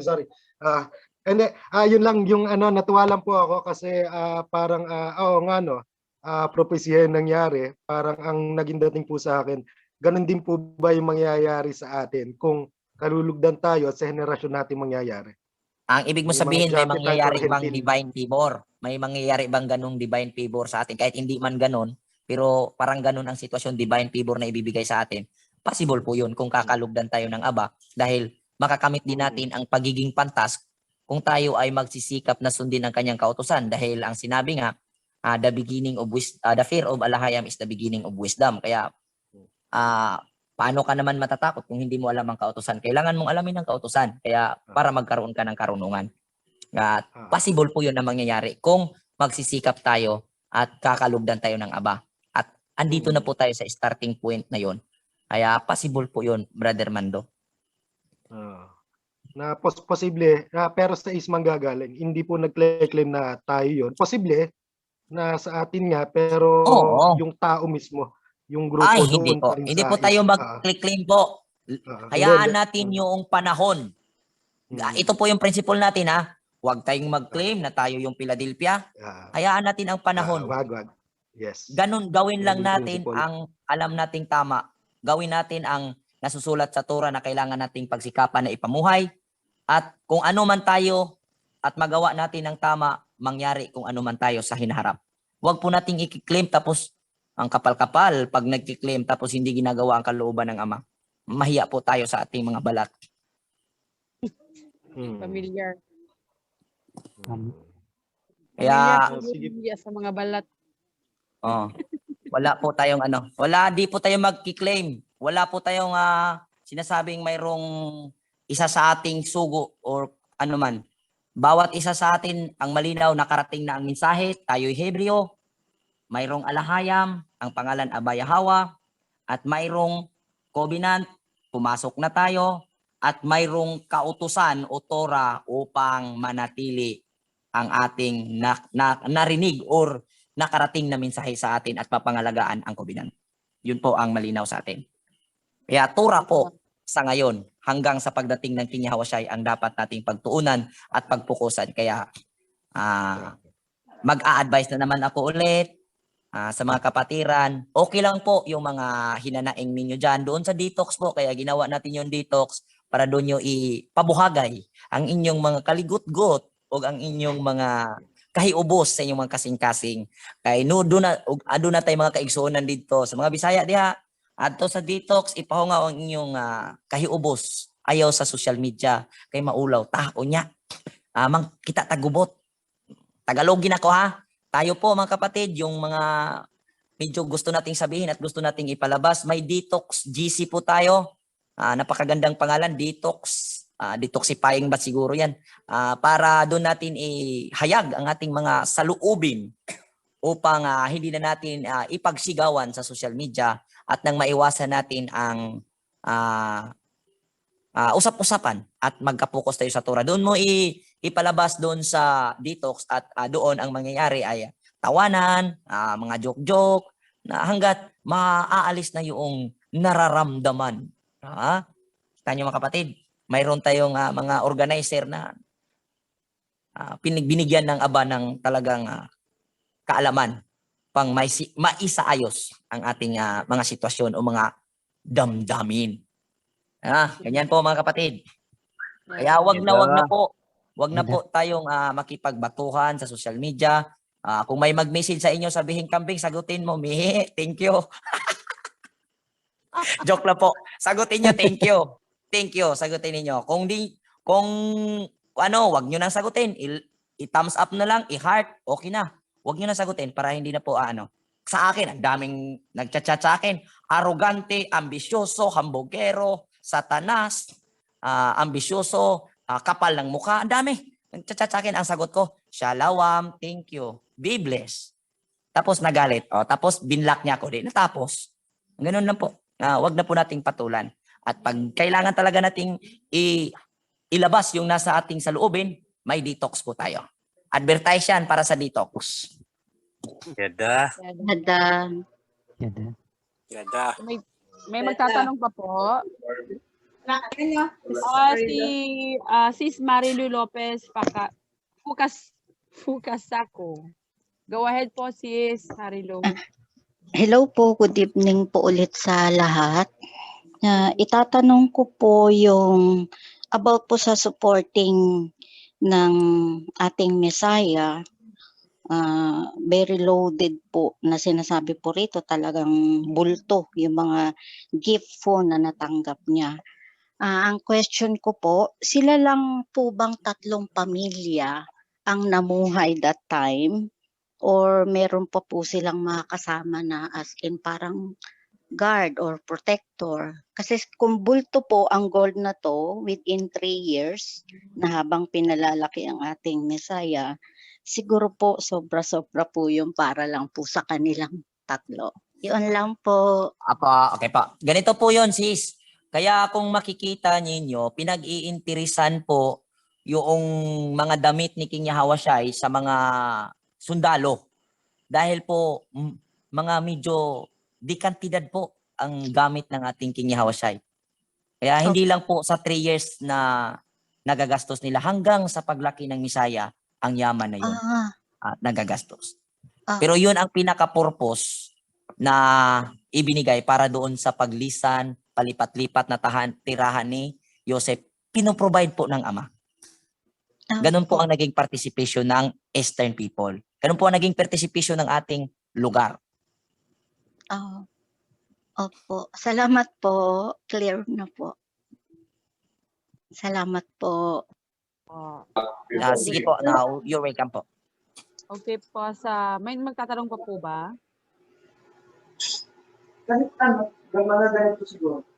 Paki-mute po.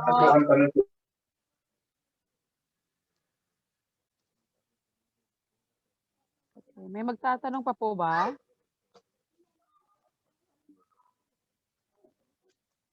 Some more question po sa ating topic po, Matthew chapter 1 and 2 po.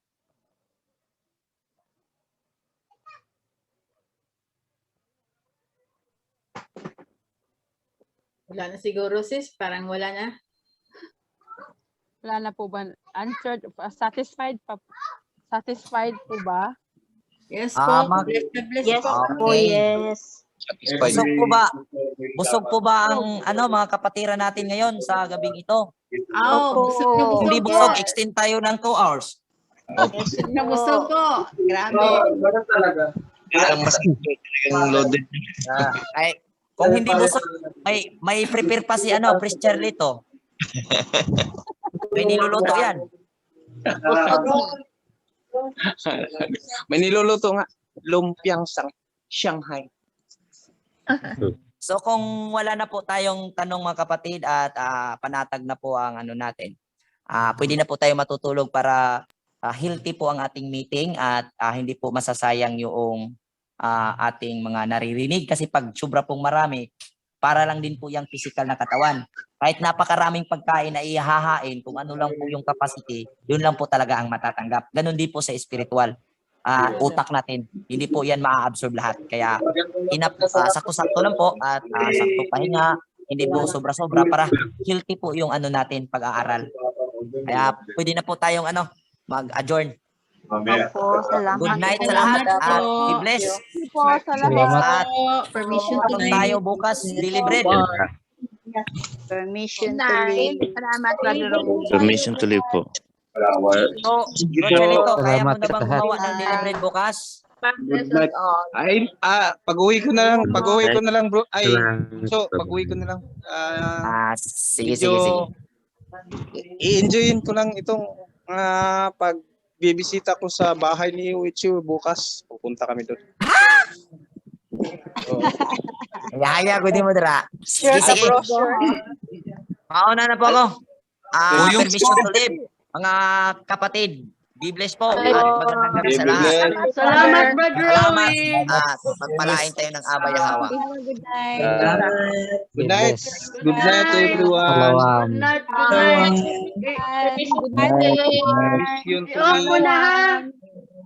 I-off ko na yung Zoom. Good night.